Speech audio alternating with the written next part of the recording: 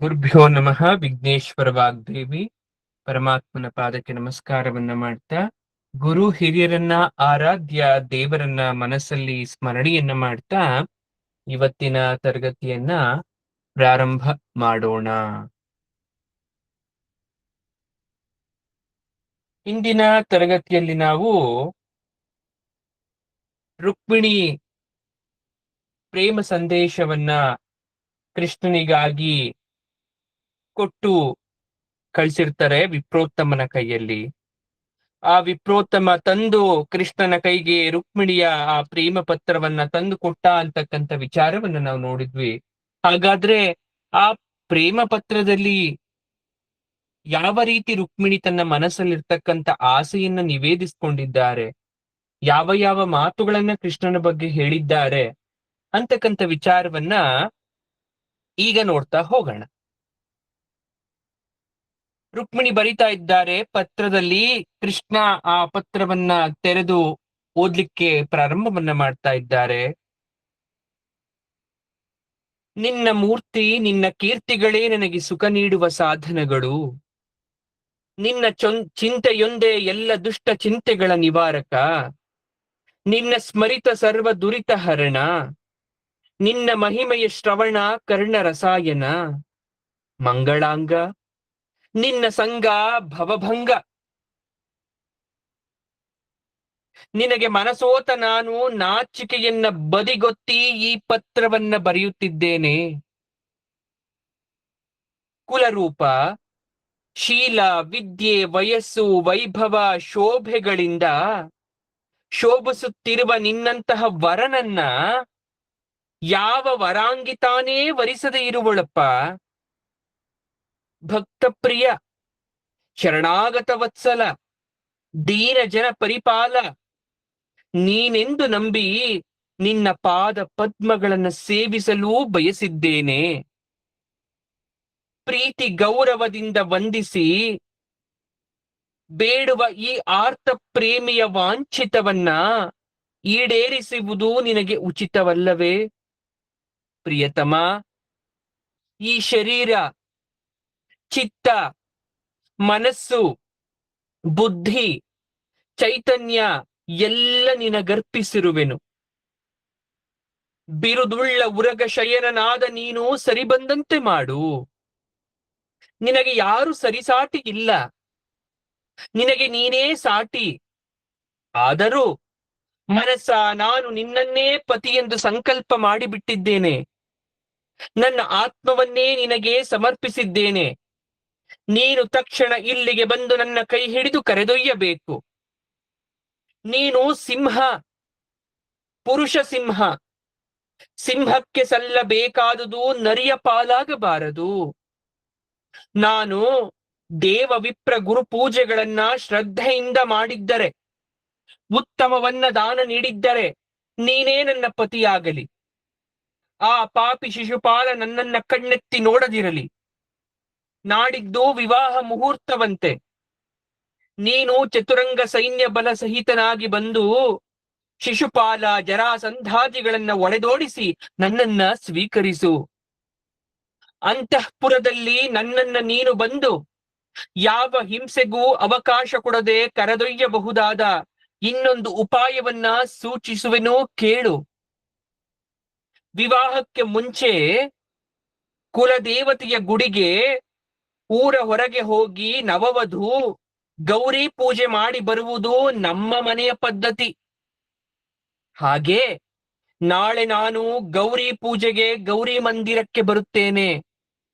ಈ ಸಮಯದಲ್ಲಿ ಹೆಚ್ಚು ಕಾಲವೇನೋ ಇರುವುದಿಲ್ಲ, ಕಾವಲುಗಾರರೂ ಇರುವುದಿಲ್ಲ. ನೀನು ಸುಲಭವಾಗಿ ನನ್ನನ್ನ ಕರೆದೊಯ್ಯಬಹುದು. ನೀನು ನನ್ನನ್ನ ಕರೆದೊಯ್ಯದಿದ್ದರೆ ಈ ಪ್ರಾಣವನ್ನು ಬಿಡುತ್ತೇನಾಗಲಿ. ಆ ಶಿಶುಪಾಲನನ್ನ ಮಾತ್ರ ವಿವಾಹವಾಗಲಾರೆ. ನೀನು ಬರದಿದ್ದರೆ 100 ಜನ್ಮಗಳ ಕಾಲ ಬೇಕಾದರೂ ನಿನಗಾಗಿ ಕಾಯುತ್ತೇನಾಗಲಿ. ಎಡಗಾಲಿನ ಕಿರು ಬೆರಳಿನಿಂದಲೂ ಸಹ ಇತರರನ್ನ ಮುಟ್ಟುವುದಿಲ್ಲ. ನನ್ನ ಪೂರ್ವ ಪುಣ್ಯವೇನಾದರೂ ಅಲ್ಪ ಸ್ವಲ್ಪವಿದ್ದರೆ ಆ ಪುಣ್ಯ ನಿನ್ನನ್ನು ಇಲ್ಲಿಗೆ ಕರೆತರಲಿ. ಇದು ತಪ್ಪಿದರೆ ಜನ್ಮ ಜನ್ಮಾಂತರಗಳಲ್ಲಿಯಾದರೂ ನೀನೇ ನನ್ನ ಪತಿ ಆಗುವಂತೆ ಅನುಗ್ರಹಿಸಲಿ. ಪತ್ರವನ್ನ ತಂದಿದ್ದ ವಿಪ್ರನೂ ಸಹ ರುಕ್ಮಿಣಿಯ ರೂಪ ಸೌಂದರ್ಯ ಸೌಶೀಲ್ಯ ಲಾಲಿತ್ಯ ಸೌಜನ್ಯ ಭಕ್ತಿ ಎಲ್ಲವನ್ನ ಕೃಷ್ಣನ ಮುಂದೆ ಹೇಳಿದ್ದ. ತಮ್ಮಂತಹ ತೀರ್ಥಪಾದರು ಈ ಪರಿಸ್ಥಿತಿಯಲ್ಲಿ ಬಂದು ಅವಳ ಕೈಯನ್ನ ಹಿಡಿಯದಿದ್ದರೆ ನಿಮ್ಮ ಸ್ಮರಣೆಯಲ್ಲಿಯೇ ಅವಳು ಪ್ರಾಣವನ್ನಾದರೂ ಬಿಟ್ಟಾಳು. ಆ ದುರಾತ್ಮನೊಡನೆ, ಆ ಶಿಶುಪಾಲನೊಡನೆ ವಿವಾಹವಂತೂ ಆಗುವುದಿಲ್ಲ. ನಿಮ್ಮ ಸೇವಾ ಭಾಗ್ಯಕ್ಕಾಗಿ ಜನ್ಮವೆತ್ತಿ ಬಂದುತ್ತಿರುವಂತಹ ಆ ಕನ್ಯೆಯ ಪ್ರಾರ್ಥನೆಯನ್ನ ಮನ್ನಿಸಿ ನೀವು ಕಾರ್ಯೋನ್ಮುಖರಾಗಬೇಕು ಸ್ವಾಮಿ ಅಂತ ಆ ವಿಪ್ರನು ಕೂಡ ಕೃಷ್ಣನ ಬಳಿ ಪ್ರಾರ್ಥಿಸಿದ್ದ. ಪತ್ರವನ್ನ ಓದಿದ್ದ ಕೃಷ್ಣ ಹಸನ್ಮುಖನಾಗ್ತಾನೆ. ಪತ್ರವನ್ನ ಮತ್ತೊಮ್ಮೆ ನೋಡ್ತಾನೆ.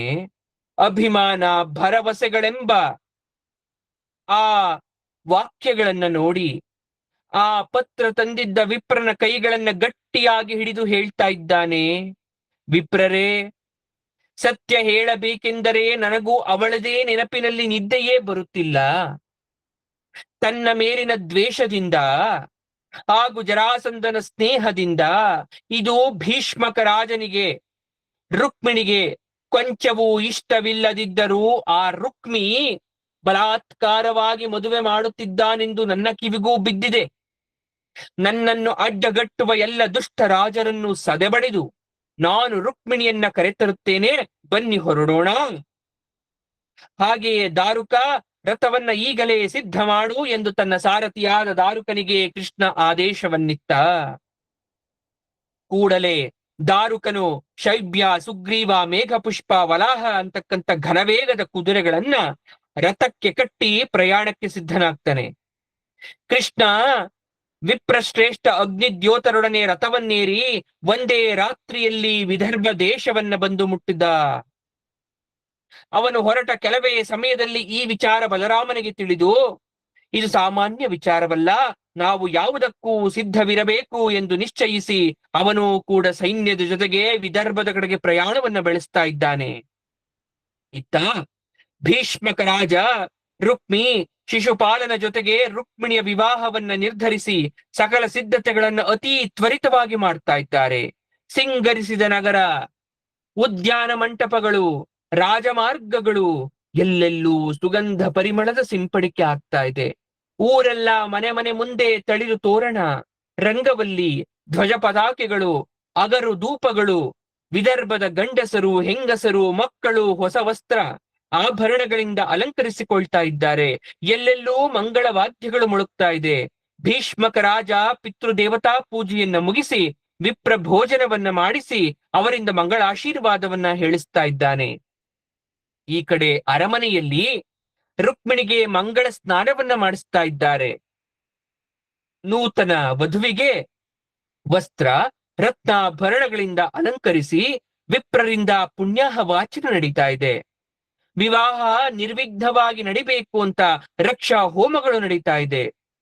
ಭೀಷ್ಮಕ ರಾಜ ನವವಧೂವರರ ಯೋಗಕ್ಷೇಮಕ್ಕಾಗಿ ಶ್ರೋತ್ರಿಯರಿಗೆ ಎಳ್ಳು, ಗೋವು, ಸುವರ್ಣದಾನ, ವಸ್ತ್ರದಾನ, ಸುಮಂಗಲಿಯರಿಗೆ ಬಾಗಿನವನ್ನ ದಾನ ಮಾಡ್ತಾ ಇದ್ದಾರೆ.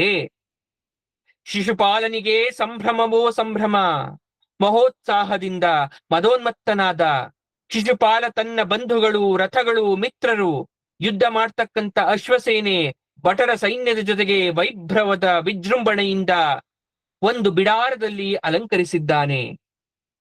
ಜರಾಸಂಧ, ಸಾಲ್ವ, ದಂತವಕ್ತ್ರ, ಪೌಂಡ್ರಕ, ವಿದೂರಥ ಮುಂತಾದ ಶಿಶುಪಾಲನ ಮಿತ್ರರು ಅವನ ಜೊತೆ ಸೈನ್ಯ ಸಹಿತವಾಗಿ ವಿದರ್ಭ ದೇಶದ ಕುಂಡಿನಿ ನಗರಕ್ಕೆ ಬಂದು ಸೇರಿದ್ದಾರೆ.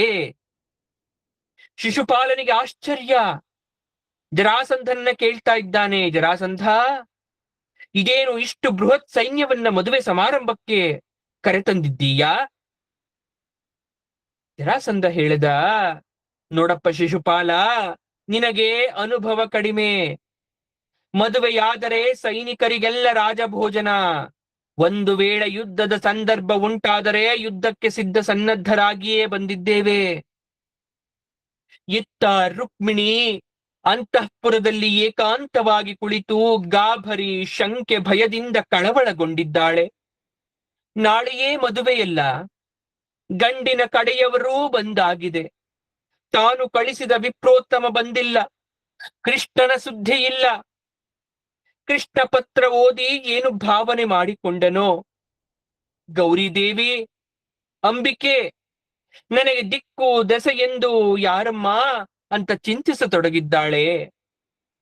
ಹೀಗೆ ಚಿಂತಿಸಿ ಕಣ್ಣೀರು ಹಾಕುತ್ತಿರುವಾಗ ಅವಳ ಎಡಭುಜ ಅದಿರಿದೆ, ಎಡಗಣ್ಣು ಎಡತೊಡೆಗಳು ಅದುರುತ್ತಿವೆ. ಶುಭ ಸೂಚನೆ ಎಂದು ಸ್ಪಷ್ಟವಾಗಿ ತೋರ್ತೋಳಿಗೆ. ಹೆಣ್ಣು ಮಕ್ಕಳಿಗೆ ಎಡಭುಜ ಎಡಗಣ್ಣು ಅದರಿದರೆ ಶುಭವೆಂಬ ಸೂಚಕ. ಬಾಗಿಲ ಬಳಿ ಬಂದು ವೀಕ್ಷಿಸುತ್ತಾ ಇದ್ದಾಳೆ. ವಿಪ್ರೋತ್ತಮ ಬಂದನೆ, ನನ್ನನ್ನು ಕರೆದೊಯ್ಯಲು ಕೃಷ್ಣ ಬಂದನೆ ಎಂದು ಬಾಗಿಲ ಬಳಿ ಬಂದು ವೀಕ್ಷಿಸುತ್ತಿದ್ದಾಳೆ. ದೂರದಲ್ಲಿ ತಾನು ಕಳಿಸಿದ್ದ ವಿಪ್ರೋತ್ತಮ ಬರ್ತಾ ಇರೋದು ಕಾಣಿಸ್ತು.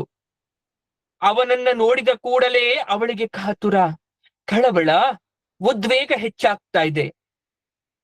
ಹತ್ತಿರಕ್ಕೆ ಬಂದೊಡನೆಯೇ ಅವರಿಗೆ ನಮಸ್ಕರಿಸಿ ಕಣ್ಸಂದೆಯಿಂದಲೇ ಹೋದ ಕೆಲಸ ಏನಾಯ್ತು ಅಂತ ವಿಪ್ರೋತ್ತಮನನ್ನ ಕೇಳ್ತಾ ಇದ್ದಾಳೆ.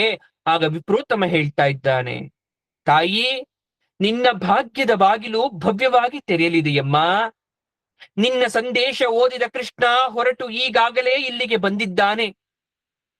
ನಿನ್ನ ರೂಪ, ಗುಣ, ಸೌಂದರ್ಯವನ್ನ ಮೆಚ್ಚಿ ನಿನ್ನನ್ನೇ ವಿವಾಹವಾಗುವ ಪ್ರತಿಜ್ಞೆಯಿಂದ ಬಂದಿದ್ದಾನೆ. ನನಗೂ ಅಪಾರ ದಕ್ಷಿಣೆಯನ್ನ ನೀಡಿ ಗೌರವಿಸಿದ್ದಾನೆ. ನಿನ್ನ ಪೂಜಾ ಫಲ ಸಿದ್ಧಿಸಿದೆ, ಅವನಿಗಾಗಿ ಸಿದ್ಧಳಾಗು ಎಂದು ಹೇಳಿ ಹೊರಟು ಹೋದ. ಭೀಷ್ಮಕ ರಾಜನಿಗೆ ಕೃಷ್ಣ ಬಲರಾಮರು ಆಗಮಿಸಿರುವ ಸುದ್ದಿ ಗೊತ್ತಾಗ್ತಾ ಇದೆ.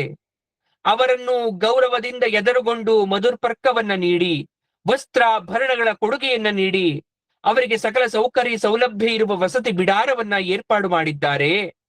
ಇನ್ನು ಕೃಷ್ಣ ಬಲರಾಮರು ಬಿಡಾರಕ್ಕೆ ಕಾಲಿಟ್ಟಿಲ್ಲ. ಅಷ್ಟರಲ್ಲೇ ಕೃಷ್ಣ ಆಗಮನದ ವಾರ್ತೆ ವಿದರ್ಭದ ಪ್ರಜೆಗಳಿಗೆ ಬಿರುಗಾಳಿಯಂತೆ ಪಸರಿಸಿದೆ. ಕೃಷ್ಣ ಈಗ ಬಿಡಾರದಿಂದ ಅಲಂಕೃತನಾಗಿ ಬಂದ. ರಾಜಮಾರ್ಗದಲ್ಲಿ ಪರಿವೀಕ್ಷಣೆಗಾಗಿ ಹೊರಟ. ವಿದರ್ಭದ ಜನ ಕೃಷ್ಣನನ್ನ, ಅವನ ಸೌಂದರ್ಯವನ್ನ ನೋಡಲು ತಮ್ಮ ಕಣ್ಣುಗಳೆಂಬ ಬೊಗಸೆಗಳಿಂದ ತುಂಬಿ ತುಂಬಿ ಆಸ್ವಾದಿಸ್ತಾ ಇದ್ದಾರೆ. ಅನೇಕರು, ಆಹಾ, ನಮ್ಮ ರುಕ್ಮಿಣಿಗೆ ಇವನೇ ಸರಿಯಾದ ಪತಿ, ಆ ದುಷ್ಟ ಶಿಶುಪಾಲನನ್ನ ಹೊಡೆದೋಡಿಸಿ ಕೃಷ್ಣ ನಮ್ಮ ರಾಜಕುಮಾರಿಯನ್ನೇ ಮದುವೆಯಾಗಲಿ, ದೇವರೇ ಇದು ನನ್ನ ಹರಕೆ ಎಂದು ಎಲ್ಲರೂ ಹರಕೆಯನ್ನ ಹೊತ್ತಿದ್ದಾರೆ. ಈಗ ಗೌರಿ ಪೂಜೆಗೆಂದು ರುಕ್ಮಿಣಿ ದೇವಿ ಅಂಬಿಕಾ ಗುಡಿಗೆ ಹೋಗುವ ಸಮಯ ಸನ್ನಿಹಿತವಾಗ್ತಾ ಇದೆ. ವೀರಭಟರು ರಕ್ಷಣಾ ಪಡೆಗಾಗಿ ಅವಳನ್ನ ಸುತ್ತುವರಿದು ಅವಳ ಹಿಂದೆ ಮುಂದೆ ನಡೀತಾ ಇದ್ದಾರೆ. ರುಕ್ಮಿಣಿಯ ಜೊತೆಗೆ ಅವಳ ಗೆಳತಿಯರು ಬಗೆ ಬಗೆಯ ಸುಗಂಧ ದ್ರವ್ಯಗಳು, ತಿಂಡಿ ತಿನಿಸುಗಳನ್ನ ತಲೆಯ ಮೇಲಿಟ್ಟುಕೊಂಡು ಅವಳ ಜೊತೆ ನಡೀತಾ ಇದ್ದಾರೆ. ವಿಪ್ರ ಮುತ್ತೈದೆಯರು ಹೂ ಮುಡಿದು ಸುಗಂಧವನ್ನ ಪೂಸಿಕೊಂಡು ಹೊಸ ಸೀರೆಯನ್ನುಟ್ಟು ಆಭರಣವನ್ನ ಧರಿಸಿ ಸಾಲಂಕೃತರಾಗಿ ಹಾಡುಗಳನ್ನ ಹಾಡುತ್ತಾ ರುಕ್ಮಿಣಿಯ ಹಿಂದೆಯೇ ನಡೀತಾ ಇದ್ದಾರೆ. ಇವರ ಹಿಂದೆ ವಾದ್ಯಗೋಷ್ಠಿಯವರು ಶಂಖ, ಕಹಳೆ, ಕೊಳಲು, ಮೃದಂಗ ಮುಂತಾದ ನಾನಾ ವಾದ್ಯಗಳನ್ನು ನುಡಿಸ್ತಾ ಹಿಮ್ಮೇಳದವರು ಮುಮ್ಮೇಳದವರು ಸಾಕ್ತಾ ಇದ್ದಾರೆ. ರಾಜಮನೆತನದ ಮರ್ಯಾದೆಯಂತೆ ವಂದಿ, ಮಾಗಧರು, ಸೂತರು, ಸ್ತುತಿಪಾಠಕರು ಹಿಂದೆ ಪರಾಕ್ ಹೇಳ್ತಾ ಬರ್ತಾ ಇದ್ದಾರೆ. ದೇವಾಲಯದ ಬಳಿ ಬಂದೊಡನೆಯೇ ರುಕ್ಮಿಣಿ ಕೈಕಾಲು ತೊಳೆದು ಆಚಮನ ಶುದ್ಧಳಾಗಿ ಗರ್ಭಗುಡಿಯ ಮುಂದೆ ಬಂದು ನಿಂತಳು. ಅವಳೊಡನೆ ಬಂದಿದ್ದ ವಿಪ್ರ ಮಹಿಳೆಯರು ಭವಾನಿ ರುದ್ರರಿಗೆ ಅಭಿಷೇಕವನ್ನ ಮಾಡಿ ಗಂಧಾಕ್ಷತೆಯನ್ನು ಅರ್ಪಿಸ್ತಾ ಇದ್ದಾರೆ. ವಸ್ತ್ರ, ಹೂವು, ಒಡವೆಗಳಿಂದ ಅಲಂಕರಿಸಿದ್ರು, ಧೂಪ ದೀಪಗಳನ್ನ ಹಚ್ಚಿದ್ರು, ನೈವೇದ್ಯವನ್ನ ಸಮರ್ಪಿಸಿದ್ರು, ಕಾಣಿಕೆ ಮುಡುಪುಗಳನ್ನ ದೇವಿಯ ಮುಂದೆ ಇಟ್ಟರು, ಮಹಾ ಮಂಗಳಾರತಿಯನ್ನ ಮಾಡಿದ್ರು. ರುಕ್ಮಿಣಿ ಕಣ್ಣನ್ನ ಮುಚ್ಚಿ ಎರಡು ಕರಗಳನ್ನ ಜೋಡಿಸಿ ಭಕ್ತಿ ಪೂರ್ವಕವಾಗಿ ಗೌರಿಗೆ ನಮಸ್ಕಾರವನ್ನ ಮಾಡಿ ಮನದಲ್ಲೇ ಪ್ರಾರ್ಥಿಸ್ತಾ ಇದ್ದಾಳೆ. ಜಗದಂಬೆ, ಅಮ್ಮ ಮಹಾಗೌರಿ, ಇಂದು ನಿಮ್ಮನ್ನೇ ನಂಬಿದ್ದೇನೆ. ಅತಿ ಭಕ್ತಿ ಪ್ರೀತಿಯಿಂದ ಮನದಾಳದಿಂದ ಕೇಳಿಕೊಳ್ತಾ ಇದ್ದೇನಮ್ಮ. ದಯಾ ಹೃದಯಳಾದ ನೀನು ಕೃಷ್ಣನೇ ನನ್ನ ಪತಿಯಾಗುವಂತೆ ಅನುಗ್ರಹಿಸು. ನಿನ್ನ ಬಳಿ ಇದ್ದೇನೆ, ನಿನ್ನ ಮಗಳು ಬಂದು ನಿನ್ನ ಮುಂದೆ ನಿಂತಿದ್ದೇನೆ ಅಂಬೆ. ಈಗ ನೀನೇ ದಾರಿ ತೋರಬೇಕು ಎಂದು ರುಕ್ಮಿಣಿ ಗೌರಿಯ ಬಳಿ ಪ್ರಾರ್ಥನೆಯನ್ನ ಮಾಡ್ತಾ ಇದ್ದಾರೆ. ಈಗ ರುಕ್ಮಿಣಿ ಹಿರಿಯ ಮುತ್ತೈದೆಯರಿಗೆ ನಮಸ್ಕಾರವನ್ನ ಮಾಡಿದ್ಲು. ಅಕ್ಷತೆ ಹಾಕಿ ಅವರೆಲ್ಲ ಆಶೀರ್ವಾದ ಮಾಡಿದ್ರು. ಅಷ್ಟರಲ್ಲೇ ರಥದಲ್ಲಿ ಬರುತ್ತಿರುವ ಕೃಷ್ಣನನ್ನ ಕಂಡಳು. ಪುಳಕದಿಂದ ನಾಚಿ ಲಜ್ಜೆಯಿಂದ ಮುಖವನ್ನ ತಗ್ಗಿಸಿ ನಿಂತಿದ್ದಾಳೆ ರುಕ್ಮಿಣಿ. ಅಂಬಿಕಾ ದೇವಾಲಯದ ಹೊರ ಜಗುಲಿಯ ಅಂಚಿಗೆ ಬಂದಳು. ರಥದಲ್ಲಿ ಬಂದ ಕೃಷ್ಣ ಜಗಲಿ ಪಕ್ಕಕ್ಕೆ ರಥವನ್ನ ತಂದ. ಏನಾಗುತ್ತಿದೆ ಎಂದು ನೋಡುವಷ್ಟರಲ್ಲೇ ಬಂದವನೇ ಎರಡು ಕೈಯಿಂದ ರುಕ್ಮಿಣಿಯನ್ನ ಎತ್ತಿ ರಥದಲ್ಲಿ ಕೂಡಿಸಿಕೊಂಡು ವಾಯುವೇಗದಿಂದ ಎಲ್ಲರೂ ನೋಡುವಷ್ಟರಲ್ಲೇ ಹೊರಟೇ ಬಿಟ್ಟ. ಅವನ ಎರಡೂ ಕೈಗಳು ಅವನ ಕೆನ್ನೆ, ಸೊಂಟಕ್ಕೆ ಅವನು ಬಳಸಿದ ಕೈ ಸ್ಪರ್ಶದಿಂದ ರುಕ್ಮಿಣಿ ನಾಚಿ ನೀರಾದಳು. ಮೈಯಲ್ಲೆಲ್ಲ ಕೃಷ್ಣ ಸ್ಪರ್ಶದ ಮಿಂಚಿನ ಸಂಚಾರವಾಯಿತು. ಕ್ಷಣ ಮಾತ್ರದಲ್ಲೇ ರುಕ್ಮಿಣಿಯನ್ನ ಕೃಷ್ಣ ಅಪಹರಿಸಿಕೊಂಡು ಹೋದನೆಂಬ ಸುದ್ದಿ ಎಲ್ಲೆಡೆ ಹರಡೋಯ್ತು. ಮಥುರೆಯ ಪ್ರಜೆಗಳು, ನಾರಿಯರು ಆನಂದ ಭರಿತರಾಗೋದ್ರು. ಈಗ ಜರಾಸಂಧನ ಸೈನ್ಯ ಕೃಷ್ಣನನ್ನ ಬೆನ್ನಡ್ತಾ ಇದೆ. ಆದರೆ ಅಷ್ಟರಲ್ಲೇ ಇಂಥ ಘಟನೆ ಸಂಭವಿಸಬಹುದೆಂಬ ಎಚ್ಚರಿಕೆಯಿಂದ ಬಲರಾಮ ಕರೆ ತಂದಿದ್ದ ಸೈನ್ಯ ಜರಾಸಂಧನ ಸೈನ್ಯವನ್ನ ಸುತ್ತುವರೆದಿದೆ. ಯಾದವರ ಸೈನ್ಯ ಜರಾಸಂಧನ ಸೈನ್ಯವನ್ನ ಬಗ್ಗು ಬಡಿಯಿತು. ಕಡೆಗೆ ನಿರಾಸೆ, ಹತಾಶೆ, ಕೋಪ, ಬೇಸರಗಳಿಂದ ಜಿಗುಪ್ಸೆಗೊಂಡಿದ ಶಿಶುಪಾಲನಿಗೆ ಜರಾಸಂಧಾದಿ ರಾಜರುಗಳು ಸಮಾಧಾನವನ್ನ ಮಾಡಿದ್ರು. ಜರಾಸಂಧ ಅಂತೂ, ನಾನು 17 ಬಾರಿ ಕೃಷ್ಣನೊಡನೆ ಯುದ್ಧ ಮಾಡಿ ಸೋತಿದ್ದರೂ ನಾನು ನಿರಾಶನಾಗಿಲ್ಲ. ಈಗ ನಮಗೆ ದೈವ ಅನುಕೂಲವಿಲ್ಲ. ದೈವಾನುಕೂಲ ನಮ್ಮದಾದಾಗ ಗೆಲುವು ನಮ್ಮದೇ. ಒಳ್ಳೆಯ ದಿನಗಳಿಗಾಗಿ ಸಮಾಧಾನದಿಂದ ಕಾಯೋಣ ಅಂತ ಸಾಂತ್ವನವನ್ನ ಹೇಳಿದ. ಎಲ್ಲ ರಾಜರು ಬಂದ ದಾರಿಗೆ ಸುಂಕವಿಲ್ಲವೆಂದು ತಮ್ಮ ತಮ್ಮ ನಗರಕ್ಕೆ ಹಿಂತಿರುಗಿದರು. ಕೃಷ್ಣ ತನ್ನ ಸೋದರಿಯನ್ನ ಅಪಹರಿಸಿಕೊಂಡು ಹೋದ ಸುದ್ದಿಯನ್ನ ಕೇಳಿ ರುಪ್ಪಿ ಕೆರಳಿದ, ಕೇಸರಿಯಂತಾದ. ನಾನು ಕೃಷ್ಣನನ್ನ ಸಂಹರಿಸಿ ರುಕ್ಮಿಣಿಯನ್ನ ಹಿಂದಕ್ಕೆ ಕರೆದುಕೊಂಡು ಬಂದು ಶಿಶುಪಾಲನಿಗೆ ವಿವಾಹ ಮಾಡದಿದ್ದರೆ ಇನ್ನೆಂದು ಈ ಕುಂಡಲಿನಿ ನಗರಕ್ಕೆ ಕಾಲು ಇಡುವುದಿಲ್ಲ ಎಂಬ ಪ್ರತಿಜ್ಞೆ ಮಾಡಿದ. ಶರವೇಗದಲ್ಲಿ ಕೃಷ್ಣನ ರಥವನ್ನ ರುಕ್ಮಿ ಬೆನ್ನಟ್ಟಿದ್ದ. ಕೃಷ್ಣನ ರಥ ಕಂಡೊಡನೆ ಬಗೆ ಬಗೆಯ ಬಾಣಗಳನ್ನ ಕೃಷ್ಣನತ್ತ ಪ್ರಯೋಗ ಮಾಡಿದ. ಕೃಷ್ಣನ ರಥದ ಹತ್ತಿರವೇ ಬಂದ. ತನ್ನಲ್ಲಿದ್ದ ಕತ್ತಿ, ಖಡ್ಗ, ತೋಮರ, ಪರಿಗ, ಶೂಲ ಎಲ್ಲ ಆಯುಧಗಳನ್ನ ಕೃಷ್ಣನತ್ತ ಎಸೆದ. ಕೃಷ್ಣ ಅವೆಲ್ಲವನ್ನ ಲೀಲಾಜಾಲವಾಗಿ ಕತ್ತರಿಸಿ ಹಾಕಿದ. ಕೃಷ್ಣ ಕಡೆಗೆ ಸಿಡಿದೆದ್ದು ರುಕ್ಮಿಯನ್ನ ಕತ್ತರಿಸಿ ಹಾಕುವೆನೆಂದು ತನ್ನ ವರೆಯಿಂದ ಖಡ್ಗವನ್ನ ತೆಗೆದಾಗ ಆ ರಭಸಕ್ಕೆ ಭಯಪಟ್ಟ ರುಕ್ಮಿಣಿ ಕೃಷ್ಣನ ಕಾಲಿಗೆ ಬಿದ್ದು, ಬೇಡ, ಸೋದರನನ್ನ ಕೊಲ್ಲಬೇಡ ಎಂದು ಬೇಡಿಕೊಳ್ತಾಳೆ. ಕೃಷ್ಣ ಹೇಳ್ತಾನೆ, ರುಕ್ಮಿಣಿ, ನಾನು ಆಯುಧವನ್ನ ಸಾಮಾನ್ಯವಾಗಿ ಹಿಡಿಯೋದಿಲ್ಲ, ಆದರೆ ಹಿಡಿದ ಮೇಲೆ ಪ್ರಯೋಗಿಸದೆ ಇರುವುದಿಲ್ಲ ಎಂದು ಹೇಳಿ ರುಕ್ಮಿಯ ತಲೆಗೂದಲು, ಮೀಸೆ, ಹುಬ್ಬು ಹೀಗೆ 5 ಕಡೆ ಅರ್ಧ ಭಾಗ ಕತ್ತರಿಸಿ ಜಗತ್ತಿನ ಮೊಟ್ಟ ಮೊದಲ ಕೇಶ ವಿನ್ಯಾಸವನ್ನ ಕೃಷ್ಣ ತೋರಿಸಿಕೊಟ್ಟ. ಬಲರಾಮನಿಗೆ ಸಂಕಟವಾಗಿ ಆಪ್ತ ಬಂಧುಗಳನ್ನು ವಿಕಾರ ಮಾಡಿದರೆ ವಧೆ ಮಾಡಿದಂತೆ. ಕೃಷ್ಣ ಹೀಗೆ ಮಾಡಬಾರದಿತ್ತು ಎಂದು ಹೇಳುತ್ತಲೇ ರುಕ್ಮಿಣಿಗೆ ಸಮಾಧಾನವನ್ನ ಮಾಡಿದ. ಅಮ್ಮ ರುಕ್ಮಿಣಿ, ಅವರವರು ಮಾಡಿದ ಕರ್ಮದ ಫಲವಾಗಿ ಬರುವ ಸುಖ ದುಃಖಗಳನ್ನ ಅವರವರೇ ಅನುಭವಿಸಬೇಕು ತಾಯಿ. ರುಕ್ಮಿಯ ಈ ಅವಸ್ಥೆಗೆ ಅವನ ನಡೆನುಡಿಗಳೇ ಕಾರಣ. ಸಾಮಾನ್ಯವಾಗಿ ಬಂಧುಗಳು ವರೆಗೆ ಅರ್ಹರಾಗುವ, ದ್ವೇಷಕ್ಕೊಳಗಾಗುವ ಸಮಯ ಬಂದರೂ ಕೊಲ್ಲಬಾರದೆನ್ನುವುದು ಸಾಮಾನ್ಯ ಧರ್ಮ. ಆದರೆ ಕ್ಷತ್ರಿಯರಿಗೆ ರಾಜ್ಯ, ಭೂಮಿ, ಸಂಪತ್ತು, ಮಾನ, ತೇಜಸ್ಸಿಗೆ ಧಕ್ಕೆಯಾದಾಗ ಎದುರಾಳಿ ಎಂತಹವನಾದರೂ ಕ್ಷತ್ರಿಯರು ಕೊಲ್ಲಬೇಕಾದದ್ದು ಕ್ಷಾತ್ರ ಧರ್ಮ. ದಯಮಾಡಿ ತಪ್ಪು ತಿಳಿಯಬೇಡ. ರುಕ್ಮಿಣಿಗೆ ಬಲರಾಮ ಸಮಾಧಾನವನ್ನ ಮಾಡಿದ. ರುಕ್ಮಿ ತಾನು ರುಕ್ಮಿಣಿಯನ್ನ ಹಿಂದಕ್ಕೆ ಕರೆತರದಿದ್ದರೆ ಕುಂಡಲಿನಿ ನಗರಕ್ಕೆ ಪ್ರವೇಶಿಸುವುದಿಲ್ಲ ಎಂಬ ಪ್ರತಿಜ್ಞೆಯನ್ನ ಮಾಡಿದ್ದ. ಹಾಗಾಗಿ ಅಲ್ಲಿಗೆ ಹಿಂತಿರುಗದೆ ಭೋಜಕೂಟ ಎಂಬಲ್ಲಿ ವಾಸ ಮಾಡ್ಲಿಕ್ಕೆ ಪ್ರಾರಂಭವನ್ನ ಮಾಡ್ದ. ಈಗ ಕೃಷ್ಣ ಎಲ್ಲ ಅಡೆತಡೆಗಳನ್ನ ಮೀರಿ ರುಕ್ಮಿಣಿಯನ್ನ ಕರೆದುಕೊಂಡು ದ್ವಾರಕೆಗೆ ಪ್ರವೇಶವನ್ನ ಮಾಡ್ತಾ ಇದ್ದಾನೆ. ದ್ವಾರಕೆಯ ಸಮಸ್ತರು ಹರ್ಷೋದ್ಗಾರದೊಂದಿಗೆ ಕೃಷ್ಣ ರುಕ್ಮಿಣಿಯರನ್ನ ಸ್ವಾಗತ ಮಾಡಿಕೊಂಡ್ರು. ದ್ವಾರಕಾ ವಾಸಿಗಳೆಲ್ಲರ ಸಮಕ್ಷಮದಲ್ಲಿ ವೈಭವ ಸಂಭ್ರಮಗಳಿಂದ ಕೃಷ್ಣ ರುಕ್ಮಿಣಿಯರ ವಿವಾಹ ಮಹೋತ್ಸವ ನಡೀತಾ ಇದೆ.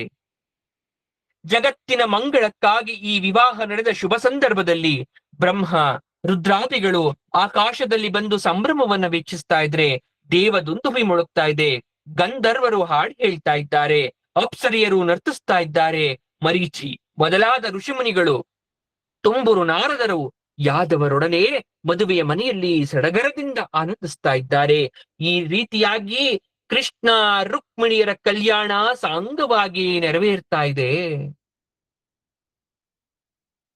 ಮುಂದೆ ಶಂಭರಾಸುರ ಅಂತಕ್ಕಂತ ರಾಕ್ಷಸನ ವಧೆ ಆಗಬೇಕು. ಮನ್ಮಥ ರುದ್ರದೇವರ ತಪಸ್ಸನ್ನ ಭಂಗ ಮಾಡಲಿಕ್ಕೆ ಪ್ರಯತ್ನಿಸಿದಾಗ ರುದ್ರದೇವರ ಮೂರನೆಯ ಕಣ್ಣನ್ನ ತೆರೆದು ಮನ್ಮಥನನ್ನ ಸುಟ್ಟು ಭಸ್ಮವಾದಂತಹ ಕಥೆ ನಮಗೆಲ್ರಿಗೂ ಗೊತ್ತಿದೆ. ಆಗ ಏನಾಗಿತ್ತು? ಮನ್ಮಥನೇ ಕೃಷ್ಣ ರುಕ್ಮಿಣಿಯರ ಮಗ ಪ್ರದ್ಯುಮ್ನಾಗಿ ಜನಿಸಿದ್ದಾನೆ. ಒಂದು ದಿನ ತಾಯಿಯ ಪಕ್ಕದಲ್ಲಿ ಮಲಗಿದ್ದ ಆ ಮಗುವನ್ನ ಶಂಭರಾಸುರ ಅಂತಕ್ಕಂಥ ರಾಕ್ಷಸ ಕದ್ದೊಯ್ದು ಸಮುದ್ರಕ್ಕೆಸೆದು ಬಿಟ್ಟ. ಸಮುದ್ರಕ್ಕೆಸೆದ ಸಂದರ್ಭದಲ್ಲೇ ದೊಡ್ಡ ಮೀನೊಂದು ಆ ಮಗುವನ್ನ ನುಂಗಿದೆ. ಬೆಸ್ತರು ಬಲೆ ಬೀಸಿದಾಗ ಸಿಕ್ಕ ಆ ದೊಡ್ಡ ಮೀನನ್ನ ತಮ್ಮ ರಾಜನಾದ ಶಂಭರಾಸುರನಿಗೆ ಕಾಣಿಕೆಯನ್ನು ನೀಡ್ತಾ ಇದ್ದಾರೆ. ಶಂಭರನು ಆ ಮೀನನ್ನ ಅಡುಗೆಯ ಮನೆಗೆ ಕಳಿಸ್ತಾ ಇದ್ದಾನೆ. ಅಡುಗೆಯವರು ಆ ಮೀನಿನ ಹೊಟ್ಟೆಯನ್ನ ಸೀಳಿದಾಗ ಸುಂದರ ಶಿಶುವೊಂದು ಹೊರಗಡೆ ಬರ್ತಾ ಇದೆ. ಅಡುಗೆಯವರು ಅದನ್ನ ಮಾಯಾವತಿಗೆ ನೋಡಿಕೊಳ್ಳಿಕ್ಕೆ ನೀಡ್ತಾ ಇದ್ದಾರೆ. ಶಿವನ ಉರಿಗಣ್ಣಿಗೆ ಸಿಕ್ಕು ಬೂದಿಯಾಗಿದ್ದ ಮನ್ಮಥನ ಪತ್ನಿ ರತಿದೇವಿ ತನ್ನ ಗಂಡ ಮನ್ಮಥ ಮತ್ತೆ ಹುಟ್ಟಿ ಬರಲಿ ಎಂದು ಪ್ರಾರ್ಥಿಸ್ತಾ ಶಂಭರಾಸುರನ ಮನೆಯಲ್ಲೇ ಮಾಯಾವತಿಯಾಗಿ ಇದ್ದಾಳೆ. ಈಗ ರತಿಯೇ ಆ ಸುಂದರ ಮಗುವನ್ನ ತುಂಬಾ ಮುದ್ದಾಗಿ ನೋಡ್ಕೊಳ್ತಾ ಇದ್ದಾಳೆ. ಅವನು ದೊಡ್ಡವನಾದ ಮೇಲಂತೂ ಅವನ ಚೆಲುವು, ಒಲವು, ನಲಿವು, ಅವನ ಅಂದ ಚಂದವನ್ನ ನೋಡಿ ಅವನನ್ನ ಪ್ರೀತ ಭಾವದಿಂದ ನೋಡುವ ಆಕಾಂಕ್ಷೆಯಿಂದ ಕುಡಿನೋಟವನ್ನ ಬೀರಿ ಆಕರ್ಷಿಸುತ್ತಿದ್ದ ಮಾಯಾವತಿಗೆ ಪ್ರದ್ಯುಮ್ನ ಹೇಳ್ತಾ ಇದ್ದಾನೆ, ತಾಯಿ, ನಾನು ನಿನ್ನ ಮಗ ಎನ್ನುವ ಪುತ್ರ ಭಾವವೇ ಇಲ್ಲದೆ ಕಾಮಿನಿಯಂತೆ ವರ್ತಿಸ್ತಾ ಇದ್ದೀಯಲ್ಲ, ಮಗನನ್ನೇ ಮೋಹಿಸುವುದು ಧರ್ಮವೇ? ಅದಕ್ಕೆ ರತಿ ಹೇಳ್ತಾ ಇದ್ದಾಳೆ, ನೀನು ಮನ್ಮಥ, ನಾನು ಹಿಂದಿನ ಜನ್ಮದಲ್ಲಿ ನಿನ್ನ ಪತ್ನಿ ರತಿದೇವಿ. ನೀನು ಹುಟ್ಟಿದಾಗಲೇ ಕ್ರೂರಿಯಾದ ಶಂಭರಾಸುರ ನಿನ್ನನ್ನ ತಾಯಿಯಿಂದ ಕದ್ದು ತಂದು ಸಮುದ್ರದಲ್ಲಿ ಎಸೆದಿದ್ದಾನೆ. ಆಗ ನಿನ್ನನ್ನ ಒಂದು ಮೀನು ನುಂಗಿತು. ಆ ಮೀನಿನ ಹೊಟ್ಟೆಯಿಂದ ನೀನು ಬಂದಿದ್ದೀಯ. ನಿನ್ನನ್ನ ಕದ್ದು ತಂದಿರುವ ಈ ಶಂಭರಾಸುರ ಮಾಯಾವಿ, ದುಷ್ಟ, ಕ್ರೂರಿ, ಆದರೆ ಯುದ್ಧದಲ್ಲಿ ದೇವತೆಗಳನ್ನೇ ಗೆದ್ದಿದ್ದಾನೆ. ಈಗ ನೀನು ದೊಡ್ಡ ಯುವಕನಾಗಿದ್ದೀಯ. ನನ್ನನ್ನು ಬಂಧಿಸಿ ಈ ಶಂಭರಾಸುರ ತನ್ನ ಸೇವೆಯಲ್ಲಿ ಇಟ್ಟುಕೊಂಡಿದ್ದಾನೆ. ಈಗ ಆ ದುಷ್ಟನನ್ನ ಸಂಹರಿಸಿ ನನ್ನನ್ನ ಅವನ ಬಂಧನದಿಂದ ಬಿಡಿಸು. ಅವನಿಗೆ ಸರ್ವಶತ್ರುಗಳ ಮಾಟ, ಮಾಯೆ, ಯಂತ್ರ ತಂತ್ರಗಳನ್ನ ಸಂಪೂರ್ಣ ನಾಶ ಮಾಡಬಲ್ಲ ಮಹಾಮಾಯಿ ಎಂಬ ರಹಸ್ಯ ವಿದ್ಯೆಯನ್ನ ಉಪದೇಶವನ್ನ ನೀಡ್ತಾ ಇದ್ದಾಳೆ. ಆ ಮಂತ್ರ ಶಕ್ತಿಯ ಪ್ರಭಾವದಿಂದ ಪ್ರದ್ಯುಮ್ನ ಈಗ ಮಾಯಾ ಯುದ್ಧ ಪ್ರವೀಣನಾದ. ತಾನು ರತ್ನ ಕವಚವನ್ನ ಧರಿಸಿ ಧನುರ್ಬಾಣವನ್ನ ಹಿಡಿದು ದಾನವ ಸೇನೆಯ ಸಾಗರವನ್ನೇ ಹೊಂದಿದ್ದ ಶಂಭರ ನೆಡೆಗೆ ಬರ್ತಾ ಇದ್ದಾನೆ. ಎಲ್ಲವೋ ರಾಕ್ಷಸ ಶಂಭರ, ಅಂದು ನನ್ನನ್ನ ಕದ್ದು ಸಮುದ್ರಕ್ಕೆ ಎಸೆದೆ, ಇಂದು ನಿನ್ನನ್ನ ಯುದ್ಧ ಸಾಗರದಲ್ಲಿ ಮುಳುಗಿಸುತ್ತೇನೆ ಬಾ ಎಂದು ಯುದ್ಧಕ್ಕೆ ಆಹ್ವಾನಿಸಿದ. ಇದನ್ನ ಕೇಳಿ ಬಾಲ ತುಳಿದ ಹಾವಿನಂತೆ ಶಂಭರಾಸುರ ವಿಜೃಂಭಿಸ್ತ ಬಂದು ಪ್ರದ್ಯುಮ್ನನಿಗೆ ಪ್ರಹಾರವನ್ನ ಮಾಡ್ದ. ಪ್ರದ್ಯುಮ್ನನನ್ನು ಶಂಭರನ ಗದೆಯನ್ನು ತನ್ನ ಗದೆಯಿಂದ ಪ್ರಹಾರ ಮಾಡಿ ಅದೇ ಗದೆಯಿಂದ ಶಂಭರ ಬೆಚ್ಚಿ ಬೆದರುವಂತೆ ಗದೆಯಿಂದ ಘಟ್ಟಿಸ್ತ. ಶಂಭರ ರೋಷದಿಂದ ಆಕಾಶಕ್ಕೆ ಹಾರಿ ಮಾಯಾ ಯುದ್ಧವನ್ನ ಪ್ರಾರಂಭಿಸಿದ್ರೆ ಪ್ರದ್ಯುಮ್ನ ಈಗ ಸಾತ್ವಿಕ ಮಾಯೆ ಎಂಬ ಪ್ರಯೋಗವನ್ನ ಮಾಡಿ ಶಂಭರನ ಬಾಣವೃಷ್ಟಿಯಿಂದ ತಪ್ಪಿಸಿಕೊಂಡ. ಶಂಭರನ ಮಾಯೆಗೆ ಕನಲಿ ರೋಷದಿಂದ ಪ್ರದ್ಯುಮ್ನ ರಣಭಯಂಕರವಾದ ರೂಪವನ್ನ ಧರಿಸಿ ತನ್ನ ಹರಿತವಾದ ಖಡ್ಗದಿಂದ ಶಂಬರಾಸುರನ ತಲೆಯನ್ನ ಕತ್ತರಿಸಿ ಹಾಕಿದ. ಆಕಾಶದಿಂದ ದೇವತೆಗಳು ಹೂಮಳೆ ಕರೆದರು. ಈಗ ಬಿಡುಗಡೆಯಾದ ರತೀದೇವಿ ಪ್ರದ್ಯುಮ್ನನೊಡನೆ ಆಕಾಶ ಮಾರದಿಂದ ದ್ವಾರಕೆಗೆ ಬರ್ತಾ ಇದ್ದಾರೆ. ಪ್ರದ್ಯುಮ್ನನು ಕೃಷ್ಣನಂತೆಯೇ ಕಾಣುತ್ತಿದ್ದ. ದ್ವಾರಕೆಯ ಸ್ತ್ರೀಯರು ಕುತೂಹಲ ಸಂಭ್ರಮದಿಂದ ಪ್ರದ್ಯುಮ್ನನ ಬಳಿ ಬಂದು ಅವನನ್ನೇ ದಿಟ್ಟಿಸಿ ನೋಡ್ತಾ ಇದ್ದಾರೆ. ಯಾರೀತ ಕೃಷ್ಣನಂತೆಯೇ ರೂಪವನ್ನ ಹೊಂದಿದ್ದಾನೆ. ರುಕ್ಮಿಣಿಗೆ ವಿಷಯ ತಿಳಿದು ಗೆಳತಿಯೊಂದಿಗೆ ಬಂದಳು. ನನ್ನ ಮಗ ಪ್ರಸವ ಕೋಣೆಯಲ್ಲಿ ಮಲಗಿದ್ದಾಗ ದುರಾತ್ಮನೊಬ್ಬ ಅವನನ್ನ ಕದ್ದೊಯ್ದ. ಅಂದಿನಿಂದ ನನಗೆ ಅವನದೇ ಚಿಂತೆಯಾಗಿತ್ತು. ಆ ಬಾಲಕ ಇಂದು ಬದುಕಿದ್ದರೆ ಈ ಯುವಕನಂತೆಯೇ ಇರುತ್ತಿದ್ದ ನೋಡು ಎನ್ನುತ್ತಾ ಅವಳು ಮನಸ್ಸಲ್ಲಿ, ಹೃದಯದಲ್ಲಿ ಆತನ ಬಗ್ಗೆ ಪ್ರೇಮವನ್ನ ತೋರ್ತಾ ಇದ್ದಾಳೆ. ಕಣ್ಣುಗಳಿಂದ ಆನಂದಾಶ್ರುವನ್ನ ಉದುರಿಸ್ತಾ ಇದ್ದಾಳೆ. ಅವಳ ಎಡತೋಳು ಅದುರುತ್ತಿದೆ. ಏನೋ ಒಳ್ಳೆಯ ವಾರ್ತೆ ಇರಬೇಕು ಅಂತ ರುಕ್ಮಿಣಿ ಮಾತಾಡ್ತಿರ್ಬೇಕಾದ್ರೆ ಕೃಷ್ಣ, ದೇವಕಿ, ವಸುದೇವರು ಅಲ್ಲಿಗೆ ಬಂದ್ರು. ಆಗ ನಾರದರೂ ಬಂದು ಹೇಳ್ತಾ ಇದ್ದಾರೆ, ಅಮ್ಮ ರುಕ್ಮಿಣಿ, ಕೃಷ್ಣರೇ, ಇವನೇ ನಿಮ್ಮ ಮಗ, ಇವನೇ ನಿಮ್ಮ ಮಗ ಎಂದಾಗ ರುಕ್ಮಿಣಿ ದೇವಿ ಪ್ರದ್ಯುಮ್ನನನ್ನ ಅಪ್ಪಿ ಮುದ್ದಾಡಿದಳು. ದೇವಕಿ, ವಸುದೇವರು, ಕೃಷ್ಣ ಬಲರಾಮರು ಹರ್ಷಚಿತ್ತರಾಗಿ ರತಿ ಪ್ರದ್ಯುಮ್ನರನ್ನ ಪ್ರೀತಿ ಪ್ರವಾಹದಲ್ಲಿ ಸತ್ಕರಿಸಿದರು. ಮಗನೇ, ಆ ದುಷ್ಟ ರಾಕ್ಷಸರು ನಿನ್ನನ್ನ ಕದ್ದೊಯ್ದು ಸಮುದ್ರಕ್ಕೆ ತಳ್ಳಿ ಎಷ್ಟೋ ವರ್ಷಗಳೇ ಕಳೆದಿದೆ. ಸಾರ್ಥಕ ಸಮರ್ಥ ಪುತ್ರ ನೆನೆಸಿಕೊಂಡ ಮಗನಪ್ಪ ನೀನು. ಆ ರಾಕ್ಷಸ ಕಳ್ಳನನ್ನ ನೀನು ಸಂಹಾರದ ಮಾಡಿದ್ದು ಕೇಳಿ ಆಶ್ಚರ್ಯ, ಸಂಭ್ರಮವಾಯಿತು. ನಾನು ಧನ್ಯಳಾದೆ. ರುಕ್ಮಿಣಿ ದೇವಿ ಮಗನೊಡನೆ ಸೊಸೆಯನ್ನೂ ಪ್ರಶಂಸೆ ಮಾಡ್ತಾ ಇದ್ದಾಳೆ. ಈ ವಿಷಯವನ್ನ ತಿಳಿದ ದ್ವಾರಕೆಯ ಪ್ರಜೆಗಳೆಲ್ಲರೂ ಆನಂದ ಭರಿತರಾದರು. ಇಲ್ಲಿಗೆ ಶಂಭರನ ಸಂಹಾರದ ಕತೆ ಭಾಗವತದಲ್ಲಿ ಹೇಳಿದ್ರೆ, ಭಾಗವತದಲ್ಲಿ ಬರ್ತಕ್ಕಂಥ ಮತ್ತೊಂದು ಬಹುಮುಖ್ಯವಾದ ಕಥಾ ಭಾಗ ಅதைಯೇ ಸ್ಯಮಂತಕೋಪಾಖ್ಯಾನ ಕತೆ. ಈ ಕಥೆಯನ್ನ ಕೇಳದೆ ವಿನಾಯಕ ಚೌತಿ ಅಥವಾ ಗಣೇಶನ ಒಂದು ವ್ರತ ಹಬ್ಬ ನಮ್ಮಲ್ಲಿ ಮುಗಿಯೋದಿಲ್ಲ. ಅದನ್ನ ಆಯ್ದ ಭಾಗವೆಂದರೆ ಭಾಗವತ. ಈಗ ಶುಕ ಮಹಾಮುನಿಗಳು ಹೇಳ್ತಾ ಇದ್ದಾರೆ, ರಾಜನ್, ಸತ್ರಾಜಿತ ಕೃಷ್ಣನಲ್ಲಿ ಅಪಚಾರವನ್ನ ಮಾಡಿ ನಂತರ ಪಶ್ಚಾತ್ತಾಪದಿಂದ ನೊಂದು ಶಮಂತಕ ಮಣಿಯನ್ನ, ಅದರೊಡನೆ ತನ್ನ ಪುತ್ರಿಕಾ ಮಣಿಯನ್ನ ಪ್ರೀತಿ ಗೌರವಗಳಿಂದ ಕೃಷ್ಣನಿಗೆ ಸಮರ್ಪಿಸ್ತಾ ಇದ್ದಾನೆ. ಆಗ ಪರೀಕ್ಷಿತ ಮಹಾರಾಜ ಕೇಳ್ತಾ ಇದ್ದಾನೆ, ಮಹಾಮುನಿಗಳೇ, ಸತ್ರಾಜಿತ ಶ್ರೀಕೃಷ್ಣನಿಗೆ ಅಪರಾಧವನ್ನ ಮಾಡಿದನೆ, ತನ್ನ ಪುತ್ರಿಯನ್ನ ಶಮಂತಕ ಮಣಿಯನ್ನ ಅವರಿಗೆ ಸಮರ್ಪಿಸಿದನೆ. ಆ ಶಮಂತಕ ಮಣಿ ಸತ್ರಾಜಿತನಿಗೆ ಸಿಕ್ಕಿದ್ದಾದರೂ ಹೇಗೆ? ಆ ಕಥೆಯನ್ನ ನನಗೆ ತಿಳಿಸುವಿರಾ ಎಂದು ಮುನಿಗಳ ಬಳಿ ಭಿನ್ನಹವನ್ನ ಮಾಡಿಕೊಂಡಾಗ ಮುನಿಗಳು ಹೇಳ್ತಾ ಇದ್ದಾರೆ, ಕುಶಸ್ಥಲಿ ಎಂಬ ನಗರದಲ್ಲಿ ಸತ್ರಾಜಿತ ಸೂರ್ಯಾರಾಧಕನಾಗಿದ್ದ. ಆದರೆ ಸೂರ್ಯನಿಗೆ ಬೆಳಕು, ಶಾಖ, ಶಕ್ತಿ ನೀಡುವ ಅವನ ಅಂತರ್ಗತನಾಗಿದ್ದ ಪರಮಾತ್ಮನಿಗೂ ತಪೋನಿಷ್ಠನಾಗಿದ್ದಂಥವನು ಈ ಸತ್ರಾಜಿತ. ಈ ವಿಶೇಷ ಉಪಾಸನೆಗೆ ಮೆಚ್ಚಿ ಸೂರ್ಯ ಪ್ರತ್ಯಕ್ಷನಾಗ್ತಾನೆ. ಸತ್ರಾಜಿತನಿಗೆ ಶಮಂತಕ ಮಣಿಯನ್ನ ಅನುಗ್ರಹ ಮಾಡಿದ. ಅದನ್ನ ಧರಿಸಿದ್ದೇ ತಡ ಸತ್ರಾಜಿತ ಸಾಕ್ಷಾತ್ ಸೂರ್ಯನಂತೆ ಕಂಗೊಳಿಸಿದ. ಅದನ್ನ ಧರಿಸಿಯೇ ಅವನು ದ್ವಾರಕೆಗೆ ಬಂದಾಗ ದ್ವಾರಕೆ ಜನ ಕೃಷ್ಣನೆಡೆಗೆ ಓಡಿ ಬಂದು, ಕೃಷ್ಣ, ನಿನ್ನ ದರ್ಶನಾಕಾಂಕ್ಷಿಯಾಗಿ ಸಾಕ್ಷಾತ್ ಸೂರ್ಯದೇವನೇ ದ್ವಾರಕೆಗೆ ಬರುತ್ತಿದ್ದಾನೆ ಅಂತ ಮುಗ್ಧರಾಗಿ ಕೃಷ್ಣನ ಬಳಿ ಹೇಳ್ತಾ ಇದ್ದಾರೆ. ಆಗ ಕೃಷ್ಣ ನಗುತ್ತಾ ಹೇಳ್ತಾ ಇದ್ದಾನೆ, ಅವನು ಸೂರ್ಯನಲ್ಲ, ಸೂರ್ಯ ನೀಡಿರುವ ಶಮಂತಕ ಮಣಿಯನ್ನ ಧರಿಸಿರುವ ಸತ್ರಾಜಿತ. ಈ ಮಣಿಯ ವಿಶೇಷತೆ ಎಂದರೆ, ಈ ಮಣಿ ಪ್ರತಿನಿತ್ಯ 8 ಭಾರ ಸುವರ್ಣವನ್ನ ಕೊಡುತ್ತದೆ. ಬರಗಾಲ, ಅಪಮೃತ್ಯು, ವ್ಯಾಧಿಗಳನ್ನ, ಅನಿಷ್ಟಗಳನ್ನ ನಿವಾರಿಸುತ್ತದೆ. ಈ ಮಣಿಯ ಉಪಾಸನೆ ಯಾವ ರಾಷ್ಟ್ರದಲ್ಲಿ ಆಗುತ್ತೋ ಆ ರಾಷ್ಟ್ರದಲ್ಲಿ ಮೋಸ, ವಂಚನೆ ಇರೋದಿಲ್ಲ. ಹೀಗೆ ಹೇಳುತ್ತಿರುವಾಗಲೇ ಸತ್ರಾಜಿತ ಕೃಷ್ಣನಿಗೆ ಬಂದಾಗ ಕೃಷ್ಣ ಹೇಳ್ತಾ ಇದ್ದಾನೆ, ಈ ಮಣಿಯನ್ನ ಯಾದವರ ಪ್ರಭುವಾದ ಉಗ್ರಸೇನರಿಗೆ ನೀಡು. ಇದರಿಂದ ಲಕ್ಷಾಂತರ ಪ್ರಜೆಗಳು ಸುಭಿಕ್ಷದ ಸುಖವನ್ನ ಪಡಿತಾರೆ, ರಾಜ್ಯಕ್ಕೆ ಹಿತವಾಗುತ್ತೆ. ದಯಮಾಡಿ ಕೊಡು ಎಂದು ಕೃಷ್ಣ ಸತ್ರಾಜಿತನಿಗೆ ಆಜ್ಞೆಯನ್ನ ಮಾಡಿದಾಗ ಲೋಭಿಯಾದ ಸತ್ರಾಜಿತ ಅದನ್ನ ಕೊಡಲು ನಿರಾಕರಿಸಿದ. ಕೊಡುವುದಿಲ್ಲ, ನಾನು ಇದನ್ನ ಸೂರ್ಯದೇವನನ್ನ ಮೆಚ್ಚಿ ಸಂಪಾದಿಸಿರುವುದು ಎಂದು. ಒಂದು ದಿನ ಸತ್ರಾಜಿತನ ತಮ್ಮ ಪ್ರಸೇನ ಆ ಮಣಿಯನ್ನ ತಾನು ಧರಿಸಿ ಬೇಟೆಗಾಗಿ ಕಾಡಿಗೆ ಹೊರಟ. ಕಾಡಿನಲ್ಲಿ ಸಿಂಹವೊಂದು ಅವನನ್ನ ಕೊಂದು ಹಾಕ್ತು. ಆ ಮಣಿಯನ್ನ ತಾನು ತೆಗೆದುಕೊಂಡು ಹೋಗ್ತಾ ಇದೆ. ಬೇಟೆಗೆ ಹೋದ ತಮ್ಮ ಎಷ್ಟು ದಿನವಾದರೂ ಹಿಂತಿರುಗಲೇ ಇಲ್ಲ. ಹಾಗಾಗಿ ಸತ್ರಾಜಿತನಿಗೆ ಅನುಮಾನ ಬಂತು. ಕೃಷ್ಣ ಆ ಮಣಿಯನ್ನ ಕೊಡು ಎಂದು ಕೇಳಿದ್ದ, ನಾನು ಕೊಡಲಿಲ್ಲ. ಈಗ ಆ ಮಣಿಯ ಆಸೆಗಾಗಿ ಅವನೇ ಪ್ರಸೇನನನ್ನ ಕೊಂದಿರಬಹುದು.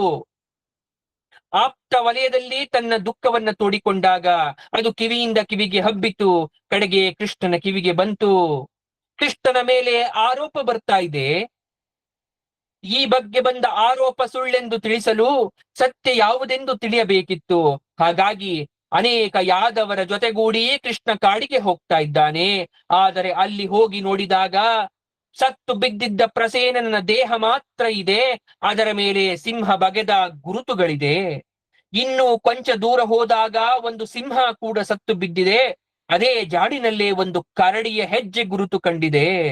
ಆ ಹೆಜ್ಜೆ ಗುರುತನ್ನೇ ಅನುಸರಿಸಿ ಹೋದಾಗ ಅದು ಒಂದು ಗುಹೆಯ ಬಳಿಗೆ ಹೋಗ್ತಾ ಇದೆ.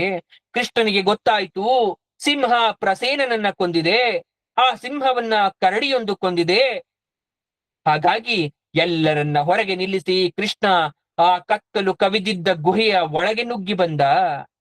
ಸಿಂಹ ಪ್ರಸೇನಮವಧೀತ್ ಸಿಂಹ ಜಾಂಬವತಾ ಹತಃ ಸುಕುಮಾರಕ ಮಾರೋದಿ ತವ ಹೇಷ್ಯ ಸೆಮಂತಕಃ ಎಂಬ ಮಾತು ಕೇಳಿಸ್ತು ಗುಹೆ ಒಳಗಿಂದ.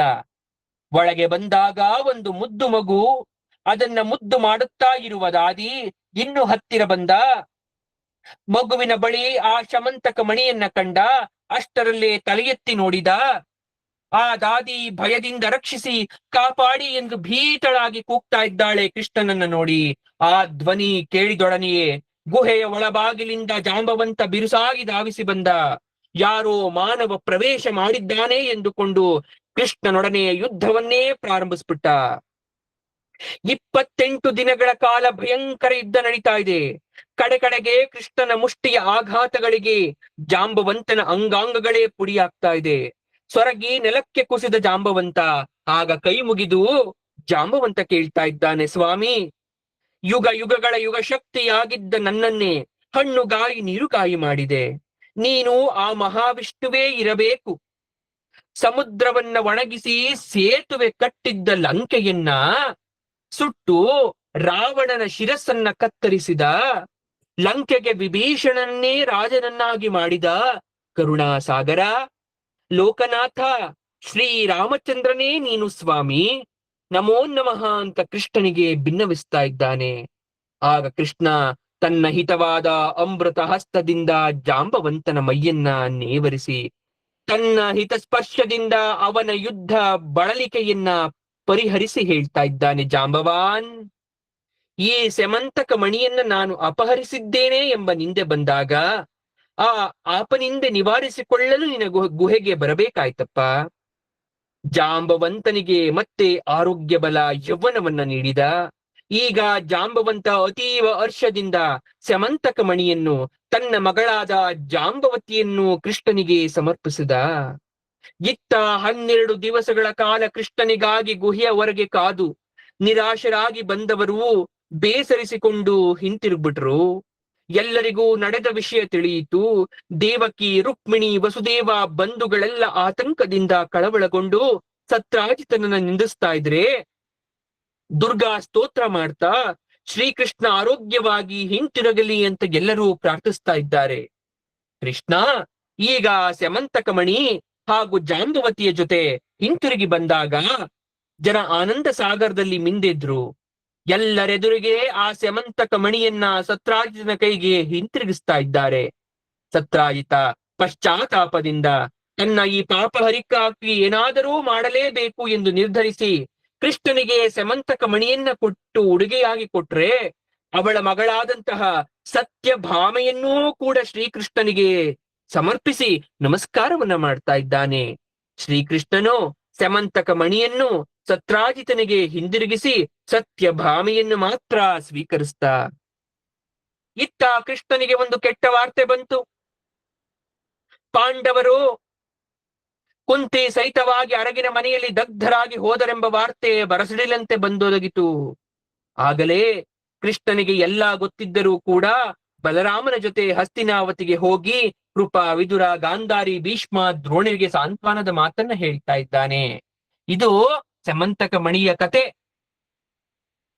ಅಕ್ರೂರ ಕೃತವರ್ಮರು ಶತಧನ್ವನ ಬಳಿಗೆ ಬಂದು ಸತ್ಯಭಾಮಿಯನ್ನು ನಮಗೆ ಕೊಟ್ಟು ಮದುವೆ ಮಾಡ್ತೀನಿ ಅಂತ ಹೇಳ್ತಾ ಇದ್ದಂತ ಸತ್ರಾಜಿತ ನಮಗಾರಿಗೂ ತಿಳಿಸದೆ ಕೃಷ್ಣನಿಗೆ ಮದುವೆ ಮಾಡಿ ನಮಗೆ ಕೊಟ್ಟ ಮಾತಿಗೆ ತಪ್ಪಿದ್ದಾನೆ. ಆ ಸಮಂತಕ ಮಣಿ ಇರುವುದರಿಂದಲೇ ಅವನಿಗೆ ಇಷ್ಟು ಅಹಂಕಾರ. ಸತ್ರಾಜಿತ, ಈಗ ನೋಡು ಎಂದು ಹೇಳಿ ಸಮಂತಕ ಮಣಿಯನ್ನ ಅಪಹರಣವನ್ನ ಮಾಡ್ತಾ ಇದ್ದಾರೆ.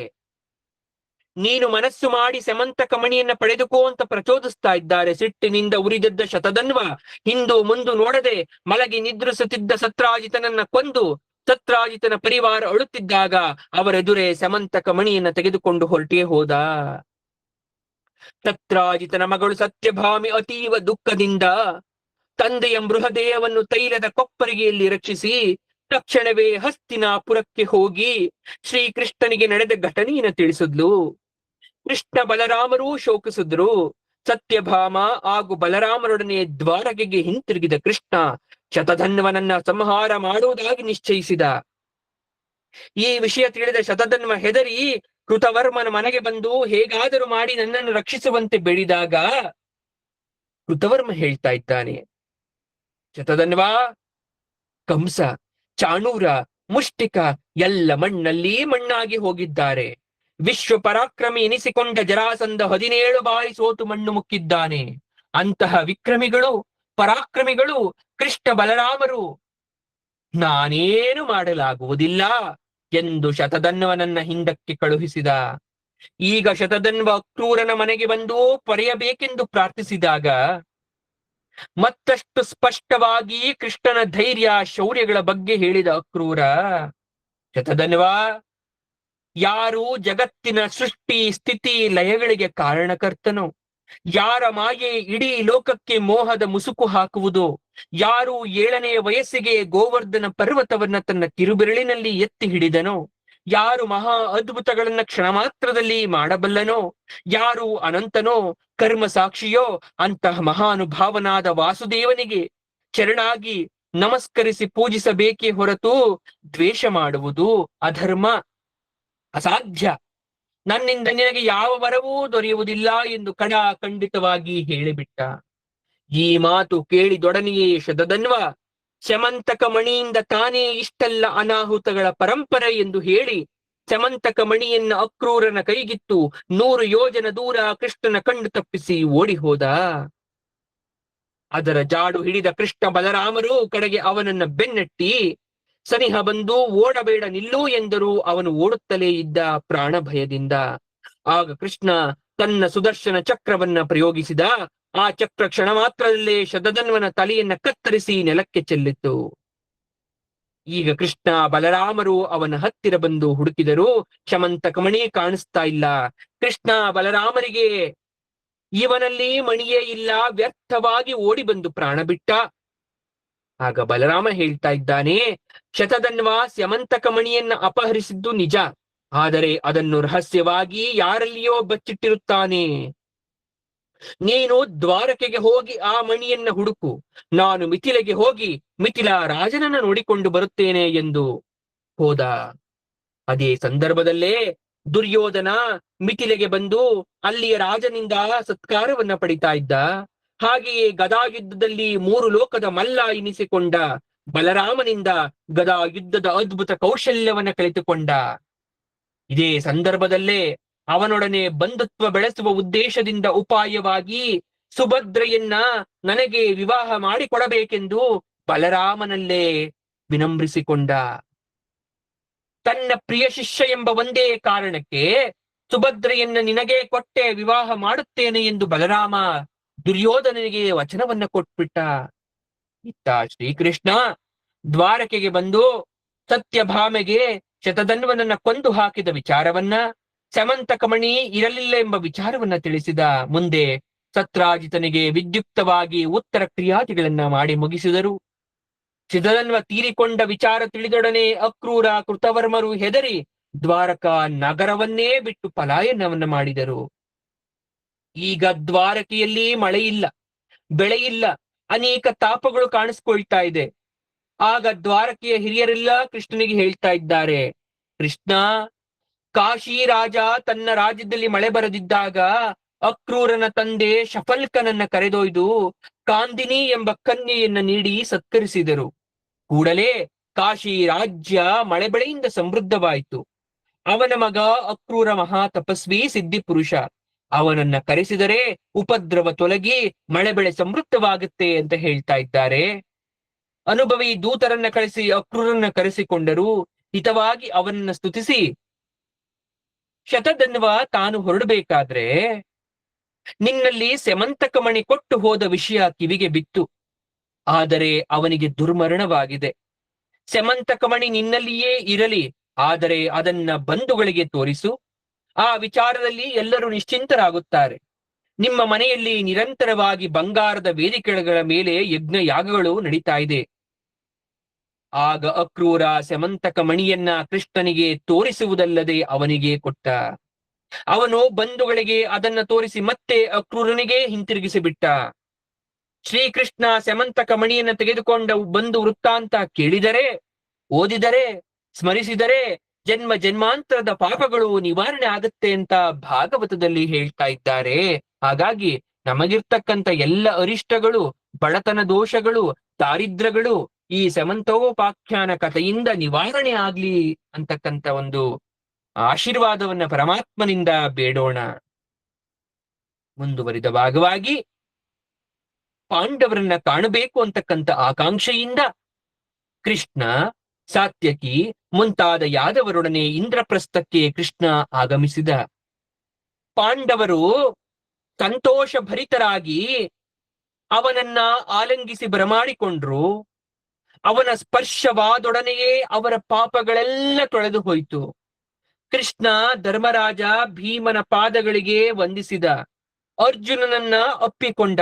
ನಕುಲ ಸಹದೇವರನ್ನ ಪ್ರೀತಿಯಿಂದ ಆದರಿಸಿದ. ಆಗಷ್ಟೇ ಮದುವೆ ಮಾಡಿಕೊಂಡು ಬಂದಿದ್ದ ಕನ್ಯೆ ದ್ರೌಪದಿ, ನವವಧುವಾದ ದ್ರೌಪದಿ ನಾಚಿಕೆಯಿಂದ ಬಂದು ಕೃಷ್ಣನ ಪಾದಕ್ಕೆ ಎರಗಿ ವಂದಿಸಿದಳು. ಈಗ ಕೃಷ್ಣ ಕುಂತಿಯ ಬಳಿ ಬಂದು ಯೋಗಕ್ಷೇಮವನ್ನ ವಿಚಾರಿಸಿದ. ಕುಂತಿ ಕಣ್ಣಂಚಿನಲ್ಲಿ ನೀರು ಬಂತು, ಕಂಠ ಗದ್ಗದಿತವಾಯಿತು. ದುರ್ಯೋಧನನ ಕುತಂತ್ರ, ಅವಮಾನ, ಅಪಕಾರಗಳನ್ನ, ತನ್ನ ಕಷ್ಟ ಸಂಕಷ್ಟಗಳನ್ನ, ಅನುಭವಿಸಿದ ಕ್ಲೇಶಗಳನ್ನ ಕೃಷ್ಣನ ಮುಂದೆ ಕುಂತಿ ತೋಡ್ಕೊಂಡ್ಲು. ಕೃಷ್ಣ, ನಿನ್ನ ಕಾರ್ಯಭಾರದ ನಡುವೆ ನಮ್ಮ ವಿಚಾರಣೆಗೆ ಬಂದು ಅವತ್ತು ಅಕ್ರೂರನನ್ನ ಕಳಿಸಿದ ದಿನವೇ ನಮ್ಮ ಆಶಾ ಭಾವನೆ ಭರವಸೆ ಹೆಚ್ಚಿ ನಮಗೆ ಅನಿಸಿತು ನಾವಿನ್ನು ಅನಾಥರಲ್ಲ, ನಮಗೆ ಕೃಷ್ಣ ಇದ್ದಾನೆ, ನಮ್ಮ ಪಾಲಿಗೆ ನೀನಿದ್ದೀ ಎಂಬ ಸಂತೋಷ ಮೂಡ್ತಪ್ಪ. ದ್ರೌಪದಿ ಸ್ವಯಂವರಕ್ಕೆ ನಾವು ಪಾಂಚಾಲ ನಗರಕ್ಕೆ ಬಂದಾಗ ನೀನು ಯೋಗಕ್ಷೇಮ ವಿಚಾರಿಸುವ ನಿಮಿತ್ತ ನಮ್ಮ ಮನೆಗೆ ಬಂದೆಯಲ್ಲ, ಅಂದೇ ನಾವು ಗೆದ್ದೆವು ಕೃಷ್ಣ ಎಂದು ಕುಂತಿ ಕೃಷ್ಣನಿಗೆ ಹೇಳಿದ್ದು. ಧರ್ಮರಾಜನು, ಸನಕ ಸನಂದಾದಿಗಳೇ ಎಷ್ಟು ತಪಸ್ಸು ಮಾಡಿದರೂ ನೀನು ದೊರಕುವುದು ಸಾಧ್ಯವಿಲ್ಲ. ಆದರೆ ನಾವೆಷ್ಟು ನಮ್ಮನ್ನು ನೋಡಲು ಬಂದಿರುವೆಯಲ್ಲ ಸ್ವಾಮಿ, ಇದು ಅನೇಕ ಜನ್ಮಗಳ ತಪಸ್ಸಿನ ಫಲವಿರಬೇಕು. ಕೃಷ್ಣನನ್ನ ಕೊಂಡಾಡ್ತಾ ಇದ್ರೆ ಇಂದ್ರಪ್ರಸ್ಥದ ಪ್ರಜೆಗಳಿಗೆ ಆನಂದ ಹರ್ಷ ನೀಡುತ್ತಾ 4 ತಿಂಗಳ ಕಾಲ ಕೃಷ್ಣ ಪಾಂಡವರೊಡನೆಯೇ ಇದ್ದ. ಒಂದು ದಿನ ಕೃಷ್ಣಾರ್ಜುನರು ಬೇಟೆಗಾಗಿ ಅರಣ್ಯಕ್ಕೆ ಹೋಗ್ತಾ ಇದ್ದಾರೆ. ಬೇಟೆಯಾಡಿದ ಆಯಾಸದಿಂದ ದಾಹ ತೀರಿಸಿಕೊಳ್ಳಿಕ್ಕೆ ಯಮುನಾ ನದಿಗೆ ಹೋಗಿ ನೀರು ಕುಡಿತಾ ಇದ್ದಾರೆ. ಆ ಮರಳಿನ ಮೇಲೆ ಅಲ್ಲೇ ವಿಶ್ರಮಿಸಲು ಕುಳಿತುಕೊಂಡ್ರು. ಆಗ ಅಲ್ಲಿ ಒಬ್ಬ ಸುಂದರ ಕನ್ಯೆ ತಪಸ್ಸು ಮಾಡ್ತಾ ಇದ್ದಾಳೆ. ಅರ್ಜುನ ಅವಳ ಬಳಿಗೆ ಹೋಗಿ ನೀನು ಯಾರು ಎಂದು ವಿಚಾರಿಸಿದಾಗ ಅವಳು ಹೇಳ್ತಾ ಇದ್ದಾಳೆ, ನಾನು ಸೂರ್ಯನ ಪುತ್ರಿ ಕಾಳಿಂದಿ. ಈ ನದಿಯಲ್ಲಿ ನನ್ನ ತಂದೆ ನನಗಾಗಿ ವ್ಯವಸ್ಥೆ ಮಾಡಿರುವ ಮನೆಯಲ್ಲಿದ್ದೇನೆ. ಶ್ರೀಕೃಷ್ಣನನ್ನು ಪತಿಯಾಗಿ ಪಡೆಯಲು ತಪೋನಿರತಳಾಗಿದ್ದೇನೆ ಎಂದಳು. ಎಲ್ಲ ವಿಚಾರ ತಿಳಿದ ಶ್ರೀಕೃಷ್ಣ ರಥದಲ್ಲಿ ಅವಳನ್ನ ಕರೆದುಕೊಂಡು ಧರ್ಮರಾಜನ ಮನೆಗೆ ಬಂದ. ವಿಶ್ವಕರ್ಮನನ್ನ ಕರೆಸಿ ಕೃಷ್ಣ ಪಾಂಡವರಿಗಾಗಿ ಭವ್ಯವಾದ ಇಂದ್ರಪ್ರಸ್ಥ ಪುರವನ್ನೇ ನಿರ್ಮಾಣವನ್ನ ಮಾಡಿಸಿ ಪಾಂಡವರಿಗೆ ಕೊಟ್ಟ. ಈಗ ದೇವೇಂದ್ರನ ಖಾಂಡವ ವನವನ್ನ ಅಗ್ನಿಗೆ ಸಮರ್ಪಿಸಲು ನಿಶ್ಚಯಿಸಿ ಕೃಷ್ಣಾರ್ಜುನರು ಖಾಂಡವ ವನಕ್ಕೆ ಬರ್ತಾ ಇದ್ದಾರೆ. ಅವರಿಬ್ಬರ ಸಹಾಯದಿಂದ ಅಗ್ನಿದೇವ ಖಾಂಡವ ವನವನ್ನ ದಹಿಸಿದ. ಈ ಸಂತೋಷದ ನೆನಪಿಗೆ ಅಗ್ನಿದೇವ ಅರ್ಜುನನಿಗೆ ಗಾಂಡೀವ, ಧನಸ್ಸು, ಅಕ್ಷಯ ಬತ್ತಳಿಕೆ, ಅಛೇದ್ಯ ಅಭೇದ್ಯ ಕವಚ, ದಿವ್ಯ ರಥವನ್ನ, ಶ್ವೇತಾಶ್ವಗಳನ್ನ ಉಡುಗೊರೆಯಾಗಿ ನೀಡಿದ. ಅಗ್ನಿಜ್ವಾಲೆಯ ತೀವ್ರತೆಯಿಂದ ತಪ್ಪಿಸಿ ಅರ್ಜುನನು ತನ್ನನ್ನ ರಕ್ಷಿಸಿದ ಸಂತೋಷಕ್ಕಾಗಿ ಮಯ ಎಂಬ ಒಂದು ಅದ್ಭುತ ಭವವನ್ನೇ ಅರ್ಜುನನಿಗಾಗಿ ನಿರ್ಮಿಸಿಕೊಟ್ಟ. ಈ ಭವನದಲ್ಲಿ ದುರ್ಯೋಧನ ಓಡಾಡುತ್ತಾ ನೆಲಕ್ಕೆ ನೀರಿಗೆ ವ್ಯತ್ಯಾಸ ತಿಳಿಯದೇ ಜಾರಿ ಬಿದ್ದಿದ್ದು, ಅದನ್ನ ನೋಡಿದ ದ್ರೌಪದಿ ನಕ್ಕಿದ್ದು ದುರ್ಯೋಧನನಿಗೆ ಅವಮಾನವಾಗಿತ್ತು. ದ್ವಾರಕೆಗೆ ಹಿಂತಿರುಗಿದ ಕೃಷ್ಣ ಅಲ್ಲಿ ಕಾಳಂದಿಯನ್ನ ವಿವಾಹವಾದ. ಕೃಷ್ಣನ ಸೋದರತ್ತೆ ರಾಜಾಧಿದೇವಿಯ ಮಕ್ಕಳಾದ ವಿಂದ, ಅನುವಿಂದರು ತಮ್ಮ ತಂಗಿ ಮಿತ್ರವಂದಳ ಸ್ವಯಂವರವನ್ನ ಘೋಷಿಸ್ತಾ ಇದ್ದಾರೆ. ಮಹಾಪರಾಕ್ರಮಿ ಕೃಷ್ಣ ಬಂದು ತನ್ನ ಪರಾಕ್ರಮವನ್ನು ಪ್ರದರ್ಶಿಸಿ ಮಿತ್ರವಿಂದೆಯನ್ನ ಎಲ್ಲ ರಾಜರೆದುರೇ ಕೃಷ್ಣನಿಗೆ ಮಾಲೆಯನ್ನ ಹಾಕಿ ಅವನನ್ನ ವರಿಸಿದ್ಲು. ಮತ್ತೊಬ್ಬ ಸೋದರತ್ತೆಯಾದ ಶ್ರುತಕೀರ್ತಿಯ ಮಗಳಾದ ಭದ್ರ ಎನ್ನುವವಳನ್ನ ಕೃಷ್ಣ ಭಕ್ತಳಾಗಿರೋದ್ರಿಂದ ಅವಳನ್ನ ಮದುವೆ ಆಗಬೇಕಿತ್ತು. ಅವರ ಸೋದರರೇ ಕೃಷ್ಣನಿಗೆ ಅರ್ಪಿಸ್ತಾ ಇದ್ದಾರೆ. ನಗ್ನಜಿತ್ ಎನ್ನುವ ಕೋಸಲ ರಾಜ 7 ಭಯಂಕರ ದೈತ್ಯ ಗೂಳಿಗಳನ್ನ ಎದುರಿಸಿ ಗೆದ್ದವರಿಗೆ ತನ್ನ ಮಗಳಾದ ನೀಲಾಳನ್ನ ಕೊಟ್ಟು ಮದುವೆ ಮಾಡ್ತೀನಿ ಅಂತ ಪ್ರಕಟಿಸಿದ. ಕೃಷ್ಣ ಲೀಲಾ ಜಾಲವಾಗಿ ಆ 7 ಗೂಳಿಗಳನ್ನ ನಿಗ್ರಹಿಸಿ ನೀಲಾ ದೇವಿಯನ್ನ ಕೈ ಹಿಡಿದ. ಹೀಗೆ ಕೃಷ್ಣನಿಗೆ ರುಕ್ಮಿಣಿ, ಜಾಂಬವತಿ, ಸತ್ಯಭಾಮೆ, ಕಾಳಿಂದಿ, ಮಿತ್ರಾವಿಂದ, ನೀಲಾದೇವಿ, ಭದ್ರ ಮತ್ತೊಬ್ಬಳು ಲಕ್ಷಣ ಎಂಬ ಅಷ್ಟ ಮಹಿಷ್ಯರಿಂದ ಒಳಗೂಡಿ ಸುಖ ಸಂಪದ್ಭರಿತನಾಗಿ ದ್ವಾರಕೆಯಲ್ಲಿ ಆಡಳಿತವನ್ನ ಮಾಡ್ತಾ ಇದ್ದಾನೆ. ರುಕ್ಮಿಣಿ ಸತ್ಯಭಾಮಿಯರು ಸಾಕ್ಷಾತ್ ಮಹಾಲಕ್ಷ್ಮಿ ಸ್ವರೂಪರು. ಪಾಂಡವರ ಮದುವೆಗೆ ಮುಂಚೆಯೇ ಕೃಷ್ಣ ಇವರಿಬ್ಬರನ್ನ ಹಾಗೂ ಜಾಂಬವತಿಯರನ್ನ ವಿವಾಹವಾಗಿದ್ದ. ಉಳಿದ 5ರನ್ನ ಪಾಂಡವರ ವಿವಾಹದ ನಂತರ ಕೈ ಹಿಡಿದಿದ್ದ. ರುಕ್ಮಿಣಿ ಸತ್ಯಭಾಮೆ ಬಿಟ್ಟರೆ ಜಾಂಬವತಿಯೇ ಮುಖ್ಯಳಾದಂಥವಳು ಅಷ್ಟಮಹಿಷರಲ್ಲಿ. ಒಮ್ಮೆ ದ್ವಾರಕೆಯ ಮಧ್ಯಭಾಗದ ರೈವತಗಿರಿಯಲ್ಲಿ ಕೃಷ್ಣ ಇದ್ದಾಗ ನಾರದರು ಬಂದು ಕೃಷ್ಣ ರುಕ್ಮಿಣಿಯನ್ನ ಮುಕ್ತವಾಗಿ ಸ್ತುತಿಸ್ತಾ ಇದ್ದಾರೆ. ತಾವು ತಂದಿದ್ದ ಅಮೂಲ್ಯವಾದ ಪಾರಿಜಾತ ಪುಷ್ಪವನ್ನ ಕೊಟ್ಟು ಹೋಗ್ತಾ ಇದ್ದಾರೆ. ಎಲ್ಲ ರಾಜ ಮಹಾರಾಜರೆದುರು ನಾರದರು ರುಕ್ಮಿಣಿಯನ್ನ ಮುಕ್ತವಾಗಿ ಸ್ತುತಿಸಿ ಪಾರಿಜಾತವನ್ನ ಅವಳಿಗೆ ಕೊಟ್ಟು ಹೋದ ವಿಚಾರ ಸತ್ಯಭಾಮಿಗೆ ತಿಳಿಯಿತು. 8 ಜನ ಪತ್ನಿಯರಿದ್ದರೂ ರುಕ್ಮಿಣಿಗೆ ಮಾತ್ರ ವಿಶೇಷವಾದ ಸ್ಥಾನಮಾನ ಸತ್ಯಭಾಮೆಗೆ ಸಹಿಸುವಂತಿರಲಿಲ್ಲ. ಕೋಪ ತಾಪವಾಯ್ತು. ಕೋಪದಿಂದ ಅಂತಃಪುರದ ಒಳಗೆ ಇದ್ದಂತಹ ಸತ್ಯಭಾಮಿಯನ್ನ ಕೃಷ್ಣ ನೋಡ್ತಾ ಇದ್ದಾನೆ, ಕೇಳ್ತಾ ಇದ್ದಾನೆ. ಭಾಮೆ, ಕೋಪತಾಪ ಏಕೆ ಭಾಮೆ? ಪಾರಿಜಾತ ತಾನೇ ನಿನಗೆ ಬೇಕಾದದ್ದು. ದೇವಲೋಕದಿಂದ ಪಾರಿಜಾತ ವೃಕ್ಷವನ್ನೇ ಕಿತ್ತು ತಂದು ನಿನ್ನ ಮನೆಯ ಅಂಗಳದಲ್ಲಿ ನೆಡುತ್ತೇನೆ ಎಂದು ಸಾಂತ್ವನವನ್ನ ಮಾಡ್ತಾ ಇದ್ದಾನೆ. ನರಕಾಸುರನಿಂದ ಸೋಲು ಅನುಭವಿಸಿ ವ್ಯತೆಯಲ್ಲಿದ್ದ ದೇವೇಂದ್ರ ಇದೇ ಸಮಯಕ್ಕೆ ಸರಿಯಾಗಿ ಸತ್ಯಭಾಮೆಯ ಮನೆಯಲ್ಲಿದ್ದ ಕೃಷ್ಣನ ಕಾಣ್ಲಿಕ್ಕೆ ಬಂದಿದ್ದ. ಅದೇ ಸಂದರ್ಭಕ್ಕೆ ನರಕಾಸುರನ ದೌರ್ಜನ್ಯಕ್ಕೆ ಒಳಗಾದ ಋಷಿಮುನಿಗಳೂ ಅಲ್ಲಿಗೆ ಬಂದಿದ್ರು. ಎಲ್ಲರೂ ನರಕಾಸುರನ ಕಾಟದಿಂದ ನಮ್ಮನ್ನ ಬಿಡುಗಡೆ ಮಾಡಬೇಕು ಅಂತ ಪ್ರಾರ್ಥಿಸಿದಾಗ ಇಂದ್ರ ಹೇಳ್ತಾ ಇದ್ದಾನೆ, ಈ ನರಕಾಸುರ ನಮ್ಮ ವರುಣನು ನಿತ್ಯ ಅಮೃತ ಸುರಿಸುವ ಅಮೃತ ಛತ್ರವನ್ನು, ತಾಯಿ ಅದಿತಿಯ ಕರ್ಣ ಕುಂಡಲಗಳನ್ನ ಅಪಹರಿಸಿದ್ದಾನೆ. ಅವನನ್ನ ಸಂಹರಿಸಬೇಕು ಎಂದು ಕೃಷ್ಣನಲ್ಲಿ ಪ್ರಾರ್ಥಿಸಿಕೊಂಡ. ಈಗ ಕೃಷ್ಣ ಗರುಡನ ಮೇಲೆ ಸತ್ಯಭಾಮೆಯನ್ನ ಕೂರಿಸಿಕೊಂಡು ಆಕಾಶ ಮಾರ್ಗದಲ್ಲಿ ಪ್ರಾಗ್ ಜ್ಯೋತಿಷಪುರಕ್ಕೆ ಬಂದ. ಅದು ಪರ್ವತ ದುರ್ಗ, ಶಸ್ತ್ರದುರ್ಗ, ವಾಯುದುರ್ಗ, ಜಲದುರ್ಗ, ಅಗ್ನಿ ದುರ್ಗಗಳೆಂಬ ದುರ್ಗಗಳಿಂದ ಸಂರಕ್ಷಿತವಾಗಿತ್ತು. ದುರ್ಗ ಎಂದರೆ ಬೆಟ್ಟ. ಶ್ರೀಕೃಷ್ಣ ತನ್ನ ಗದೆಯಿಂದ ಪರ್ವತ ದುರ್ಗಗಳನ್ನ ನುಚ್ಚುನೂರು ಮಾಡಿದ. ತನ್ನ ಬಾಣಗಳಿಂದ ಶಸ್ತ್ರ ದುರ್ಗವನ್ನ ಸಂಹರಿಸಿದ. ತನ್ನ ಚಕ್ರದಿಂದ ವಾಯು, ಜಲ, ಅಗ್ನಿ ದುರ್ಗಗಳನ್ನ ನಾಶ ಮಾಡಿದ. ಆ ನಗರಕ್ಕೆ ರಕ್ಷಣೆ ನೀಡುತ್ತಿದ್ದ ಮುರಾಸುರನ ಬಾಹುಪಾಶಗಳನ್ನ ತನ್ನ ಖಡ್ಗದಿಂದ ಕತ್ತರಿಸಿ ಹಾಕಿದ. ನಗರದೊಳಗೆ ಕಾಲಿಟ್ಟ ಕೃಷ್ಣ ಪಾಂಚಜನ್ಯವನ್ನ ಮೊಳಗಿಸಿದ. ಕಾಲಮೇಘ ಗರ್ಜನೆಯಂತೆ ಆ ಪಾಂಚಜನ್ಯನಾದ ಕೇಳಿ 5 ತಲೆಗಳ ಮುರಾಸುರ ನಿದ್ದೆಯಿಂದ ನೀರಿನಿಂದ ಎದ್ದು ಹೊರಬಂದ. ಅಗ್ನಿಜ್ವಾಲೆಗಳಂತಹ ಶೂಲವನ್ನ ಗರುಡನ ಮೇಲೆ ಎಸೆದ. ಶ್ರೀಕೃಷ್ಣ ಮಧ್ಯದಲ್ಲಿಯೇ ಅದನ್ನ ತಡೆದು 3 ತುಂಡಾಗಿ ಕತ್ತರಿಸಿ ಹಾಕಿದ. ಅವನ ಬಾಣಗಳನ್ನ ಗದೆಗಳನ್ನ ಸಹಸ್ರ ಚೂರಾಗಿ ಮಾಡಿದ.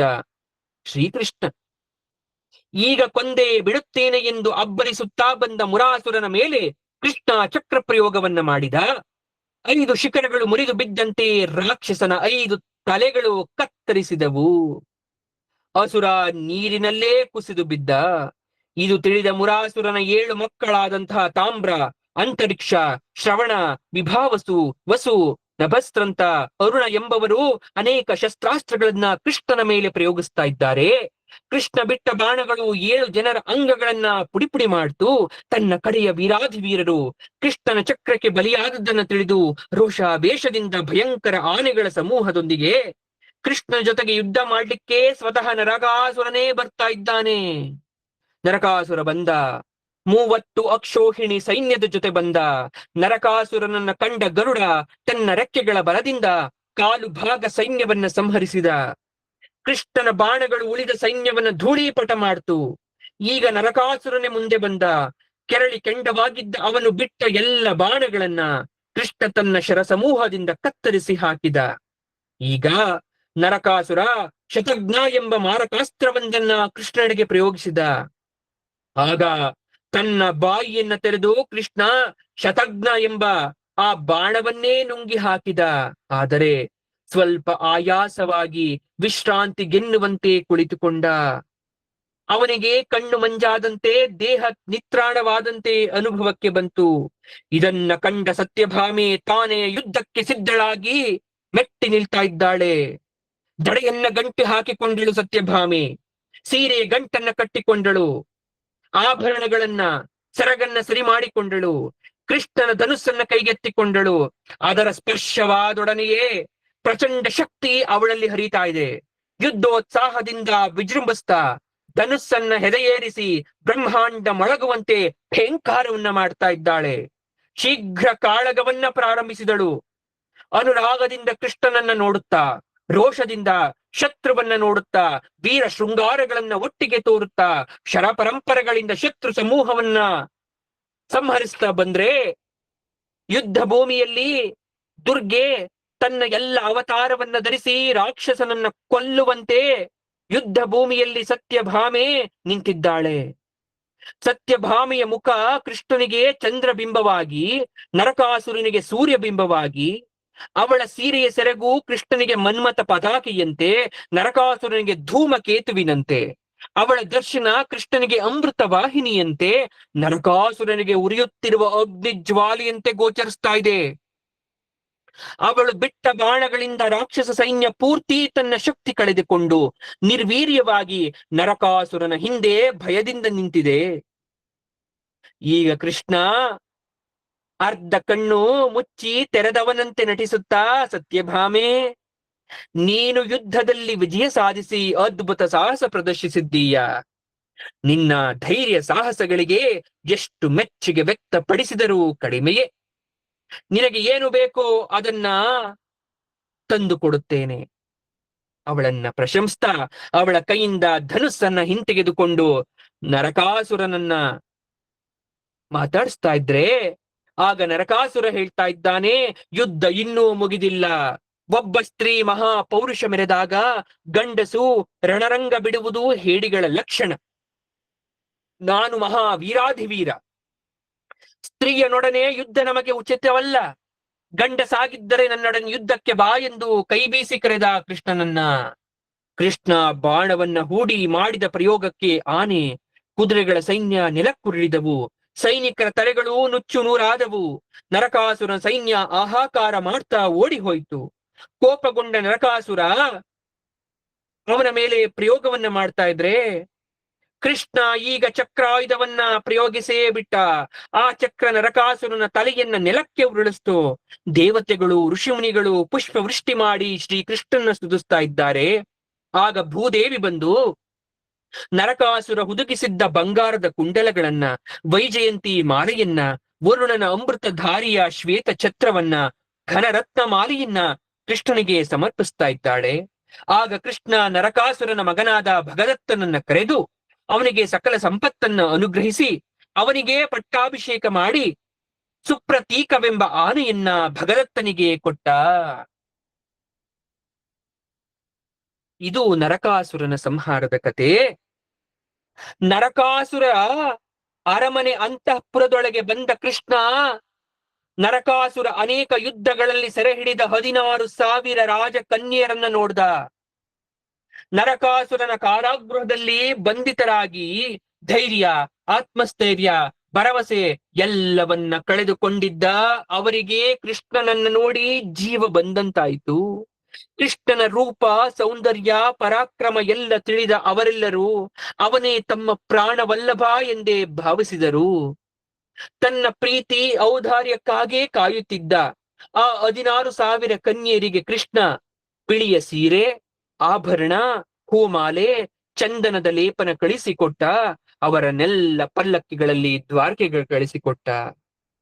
ದೇವಮಾತೆಯಾದ ಅದಿತಿಗೆ ಅವಳ ರತ್ನ ಕುಂಡಲಗಳನ್ನ ಸಮರ್ಪಿಸಿದ. ಸತ್ಯಭಾಮೆಯೊಡನೆ ದೇವೇಂದ್ರನ ಪೂಜೆ ಸ್ವೀಕರಿಸಿದ. ಸತ್ಯಭಾಮೆಯ ಅಪೇಕ್ಷೆಯಂತೆ ದೇವೇಂದ್ರನ ನಂದನವನಕ್ಕೆ ಬಂದ ಕೃಷ್ಣ ಸತ್ಯಭಾಮೆಯರು ಅಲ್ಲಿದ್ದ ಪಾರಿಜಾತ ವೃಕ್ಷವನ್ನ ಬುಡಸಹಿತ ಕಿತ್ತು ಗರುಡನ ಮೇಲಿಡ್ತಾ ಇದ್ದಾರೆ. ಸತ್ಯಭಾಮೆಯೊಡನೆ ಗರುಡನ ಮೇಲೇರಿ ಪ್ರಯಾಣಕ್ಕೆ ಸಿದ್ಧರಾಗ್ತಾ ಇದ್ದಾರೆ. ಇದನ್ನ ಕಂಡ ದೇವೇಂದ್ರ ಹೇಳ್ತಾ ಇದ್ದಾನೆ, ಕೃಷ್ಣ, ಪಾರಿಜಾತ ವೃಕ್ಷವನ್ನ ಕೊಂಡೊಯ್ಯಬೇಡ, ಬಿಟ್ಟು ಬಿಡು. ಹಾಗಂದ ಕೂಡಲೇ ಗರುಡ ಮುಂದುವರೆದಂತೆಲ್ಲ ದೇವೇಂದ್ರ ಐರಾವತವನ್ನೇರಿ ವಜ್ರಾಯುಧವನ್ನ ಹಿಡಿದು ಮುಂದ್ ಬರ್ತಾ ಇದ್ದಾರೆ. ದೇವಾನು ದೇವತೆಗಳು, ದಿಕ್ಪಾಲಕರು ತಮ್ಮ ಆಯುಧವನ್ನ ಹಿಡಿದು ಯುದ್ಧವನ್ನ ಪ್ರಾರಂಭಿಸ್ತಾ ಇದ್ದಾರೆ. ಆಗ ಸತ್ಯಭಾಮೆಗೆ ಕೋಪ ಬಂತು. ನಾವು ದೇವತೆಗಳಿಗೆ ಸಹಾಯವನ್ನ ಮಾಡಿದರು, ಒಂದೇ ಒಂದು ಪಾರಿಜಾತ ವೃಕ್ಷವನ್ನ ಭೂಲೋಕಕ್ಕೆ ಕೊಂಡೊಯ್ಯಲು ಬಿಡುತ್ತಿಲ್ಲವಲ್ಲ ಎಂದು ಕೆರಳಿದ ಸತ್ಯಭಾಮೆ ವೀರಾವೇಶದಿಂದ ತೀಕ್ಷ್ಣ ಬಾಣಗಳನ್ನ ಬಿಟ್ಟು ಕುಬೇರನ ಆಯುಧವನ್ನ ಬೀಳಿಸಿದಳು. ವರುಣನನ್ನ ಗರುಡ ಸಮುದ್ರಕ್ಕೆಸೆದ.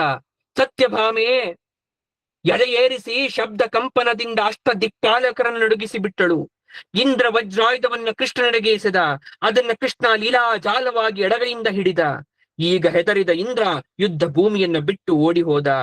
ಸತ್ಯಭಾಮೆ, ಏ ವಜ್ರಪಾಣಿ, ಶಚೀಪತಿ, ಪಲಾಯನ ನಿನಗೆ ಉಚಿತವಲ್ಲ, ಬಾ, ನನ್ನೊಂದಿಗೆ ಯುದ್ಧಕ್ಕೆ ಬಾ ಅಂತ ಕೈ ಬೀಸಿ ಕರಿತಾ ಇದ್ದಾಳೆ.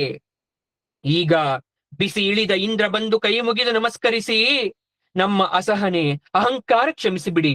ನೀವಿಬ್ಬರು ಜಗತ್ತಿನ ತಂದೆ ತಾಯಿಯರು. ನಿಮ್ಮನ್ನ ಬಿಟ್ಟು ನಮಗೆ ಇನ್ನಾರು ಗತಿ. ಈ ಐರಾವತ, ವಜ್ರಾಯುಧ, ಪಾರಿಜಾತ, ಅಮರಾವತಿ, ನಂದನವನ ಎಲ್ಲವೂ ನೀನು ಕೊಟ್ಟರೆ ಉಂಟು, ಇಲ್ಲದಿದ್ದರೆ ಇಲ್ಲ. ನಿನಗೆ ಅಪೇಕ್ಷೆ ಇರುವುದನ್ನ ನೀವು ತೆಗೆದುಕೊಂಡು ಹೋಗಿ. ನೀನು ಶರಣಾಗತ ವತ್ಸಲ, ಮನ್ನಿಸು ನನ್ನನ್ನ. ನನ್ನ ಅಂಶದ ಕೊಡಿ ಅರ್ಜುನನ ಯೋಗಕ್ಷೇಮವನ್ನ ಚೆನ್ನಾಗಿ ನೋಡಿಕೊಂಡು ನನ್ನನ್ನು, ಅವನನ್ನ ಅನುಗ್ರಹಿಸು ಸ್ವಾಮಿ ಎಂದು ಇಂದ್ರ ಕೃಷ್ಣನಲ್ಲಿ ಮೊರೆ ಹೋದ.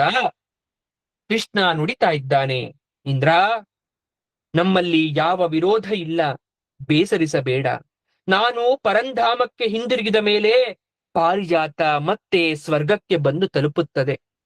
ನಾನು ಭೂಮಿಯ ಮೇಲೆ ಇರುವವರೆಗೂ ಅರ್ಜುನನನ್ನ ಗೆಲ್ಲಲು ಯಾರಿಂದಲೂ ಸಾಧ್ಯವಿಲ್ಲ.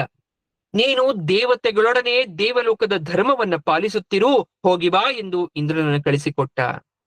ಪಾರಿಜಾತ ವೃಕ್ಷವನ್ನ ಭೂಲೋಕಕ್ಕೆ ತಂದೇ ತಂದರು. ಸತ್ಯಭಾಮೆಯ ಉದ್ಯಾನವನದಲ್ಲಿ ಕೃಷ್ಣ ಅದನ್ನ ನಡೆಸಿದ. ಅವುಗಳ ಮಕರಂದ ಮಾಧುರ್ಯದ ಜಾಡು ಹಿಡಿದು ದೇವಲೋಕದ ದುಂಬಿಗಳು ಅವುಗಳ ಜೊತೆಯಲ್ಲೇ ಭೂಲೋಕಕ್ಕೆ ಬಂದವು. ನರಕಾಸುರನಿಂದ ಬಿಡಿಸಿ ಕರೆತಂದಿದ್ದ 16,000 ರಾಜಕನ್ಯರಿಗೂ ಪ್ರತ್ಯೇಕವಾದ ಸೌಧ, ಸಮಸ್ತ ವ್ಯವಸ್ಥೆಗಳನ್ನ ಕೃಷ್ಣ ಮಾಡಿಕೊಟ್ಟ.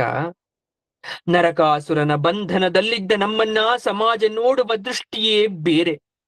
ನಮಗಿನ್ನಾರೂ ದಿಕ್ಕು ದೆಸೆ ಎಂದು ಕೃಷ್ಣನ ಬಳಿ ನಿವೇದಿಸಿಕೊಂಡಾಗ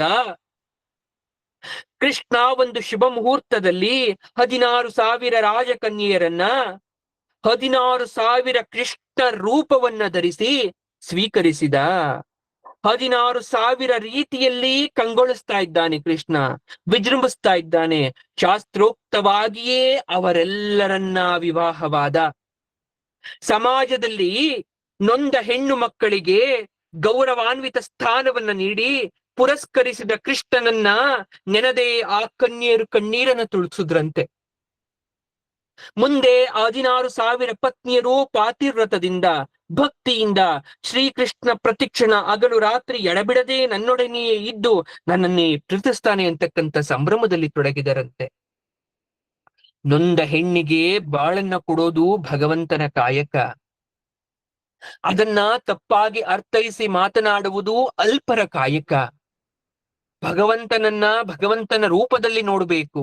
ಭಗವಂತನ ಗುಣಗಾನವನ್ನ ಮಾಡ್ಲಿಕ್ಕೆ ನಮಗೆ ಅರ್ಹತೆ ಇದೆ, ಯೋಗ್ಯತೆ ಇದೆ ಹೊರತು ಅವನ ಕೆಟ್ಟ ಗುಣಗಳನ್ನ ಹೇಳಲು ನಾವು ಎಷ್ಟರ ಮಟ್ಟಿಗೂ ಸರಿಸಮಾನರಲ್ಲ. ಭಗವಂತನ ಬಗ್ಗೆ ನಿಂದಿಸ್ತಾ ಅವನ ಬಗ್ಗೆ ಕಟು ನುಡಿಗಳನ್ನ ಹೇಳಿದ್ರೆ ಅದು ಮತ್ತಷ್ಟು ಪಾಪ ಕ್ಲೇಶಕ್ಕೆ ಕಾರಣ ಆಗುತ್ತೆ. ಹಾಗಾಗಿ ನಾವು ಪರಮಾತ್ಮನನ್ನ ಅವನ ದೃಷ್ಟಿಯಿಂದಲೇ ನೋಡೋಣ. ಮುಂದೆ ಕಾಶಿರಾಜನಿಗೆ ಸುತನು ಎಂಬ ಪುತ್ರಿ ಇದ್ಲು, ಆದ್ರೆ ಅವನಿಗೆ ಗಂಡು ಸಂತಾನವಿರಲಿಲ್ಲ. ಈ ಸುತನು ಎಂಬ ಕನ್ಯೆಯನ್ನ ಕಾಶಿರಾಜ ವಸುದೇವನಿಗೆ ಕೊಟ್ಟು ಮದುವೆ ಮಾಡಿದ್ದ. ಈ ದಂಪತಿಗಳಿಗೆ ಹುಟ್ಟಿದ ಮಗನೇ ಪೌಂಡ್ರಕ ವಾಸುದೇವ.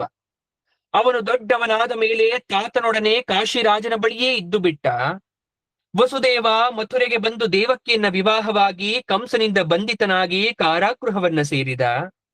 ಪೌಂಡ್ರಕ ವಾಸುದೇವ ತಾನೇ ಕಾಶಿರಾಜನೇನೋ ಎನ್ನುವಂತೆ ದುರಹಂಕಾರಿಯಾಗಿ ಬೆಳೆದ.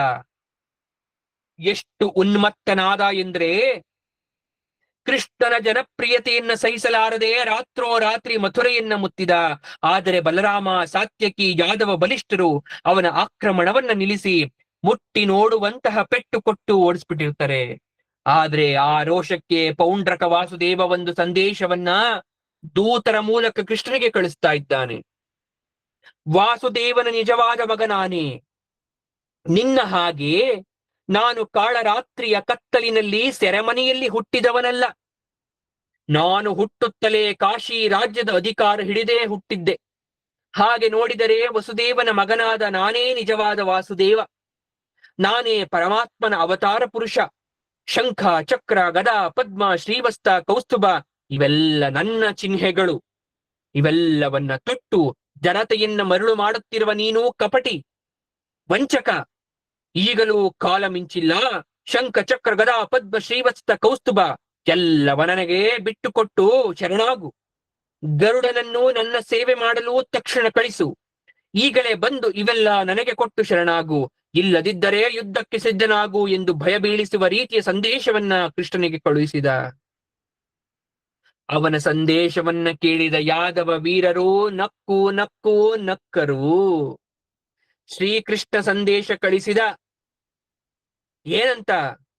ಆ ಚಕ್ರ, ಗದೆ, ಆಯುಧಗಳನ್ನ ನಿನ್ನ ಮೇಲೆಯೇ ಎಸೆಯುತ್ತೇನೆ.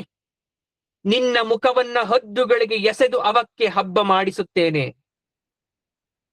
ಸಿಟ್ಟಿನಿಂದ ಕಂಗೆಟ್ಟ ಪೌಂಡ್ರಕ ವಾಸುದೇವ ಕೃತಕವಾದ ಬಂಗಾರದ ಗರುಡನನ್ನ ಮಾಡಿಸಿ ಅದರ ಮೇಲೆ ಕುಳಿತು ಯುದ್ಧಕ್ಕೆ ಬಂದ. ಶಂಖ, ಚಕ್ರ, ಗದೆ, ಪದ್ಮ ಎಲ್ಲವನ್ನ ತನ್ನ ತೋಳುಗಳಿಗೆ ಅವು ಬಿದ್ದು ಹೋಗದಂತೆ ಗಟ್ಟಿಯಾಗಿ ಕಟ್ಟಿಕೊಂಡ.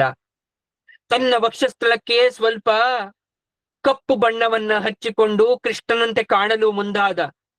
ಶ್ರೀವತ್ಸ ಚಿಹ್ನೆಯನ್ನ ಬಣ್ಣದಲ್ಲಿ ಬರೆದುಕೊಂಡು ಬೀಗುತ್ತಾ ಬಂದ. ಬರುವಾಗ ತನ್ನ ಅಕ್ಷೋಹಿಣಿ ಸೈನ್ಯವನ್ನ ತನ್ನೊಡನೆ ತಂದಿದ್ದ.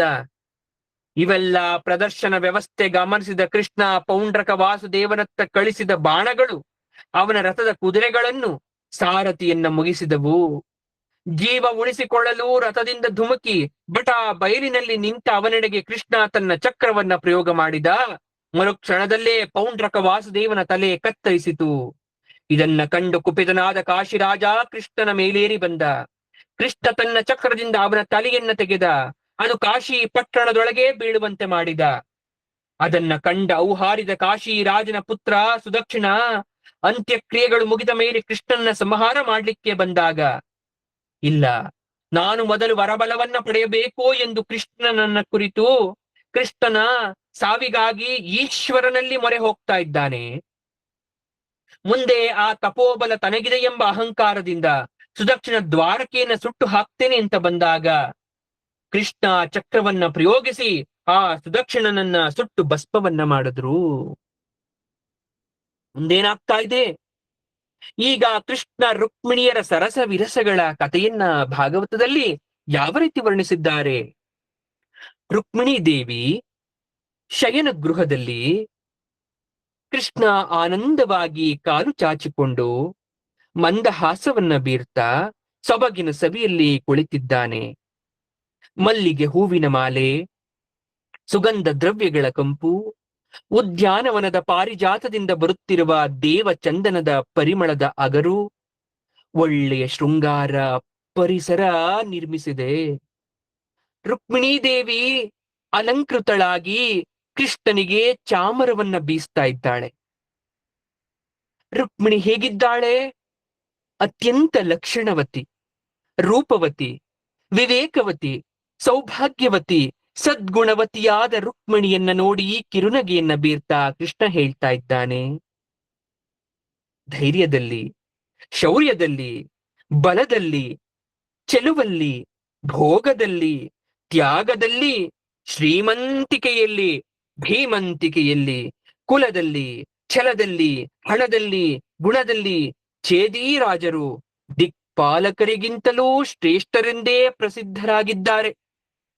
ಅಂತಹ ಆ ಚೇದಿರಾಜ ಶಿಶುಪಾಲನಿಗೆ ನಿನ್ನನ್ನು ಕೊಟ್ಟು ಮದುವೆ ಮಾಡಲು ನಿಮ್ಮ ತಾಯಿ, ತಂದೆ, ಸೋದರರು ಎಲ್ಲ ನಿರ್ಧಾರ ಮಾಡಿದ್ದಾಗ ಅಂತಹ ಸುವರ್ಣ ಅವಕಾಶವನ್ನ ಬಿಟ್ಟು ಸಮುದ್ರದೊಳಗೆ ತಲೆಮರೆಸಿಕೊಂಡಿದ್ದ ನನ್ನನ್ನ ನೀನು ಏಕೆ ಮದುವೆಯಾಗಬೇಕಿತ್ತು ಪ್ರಿಯೇ?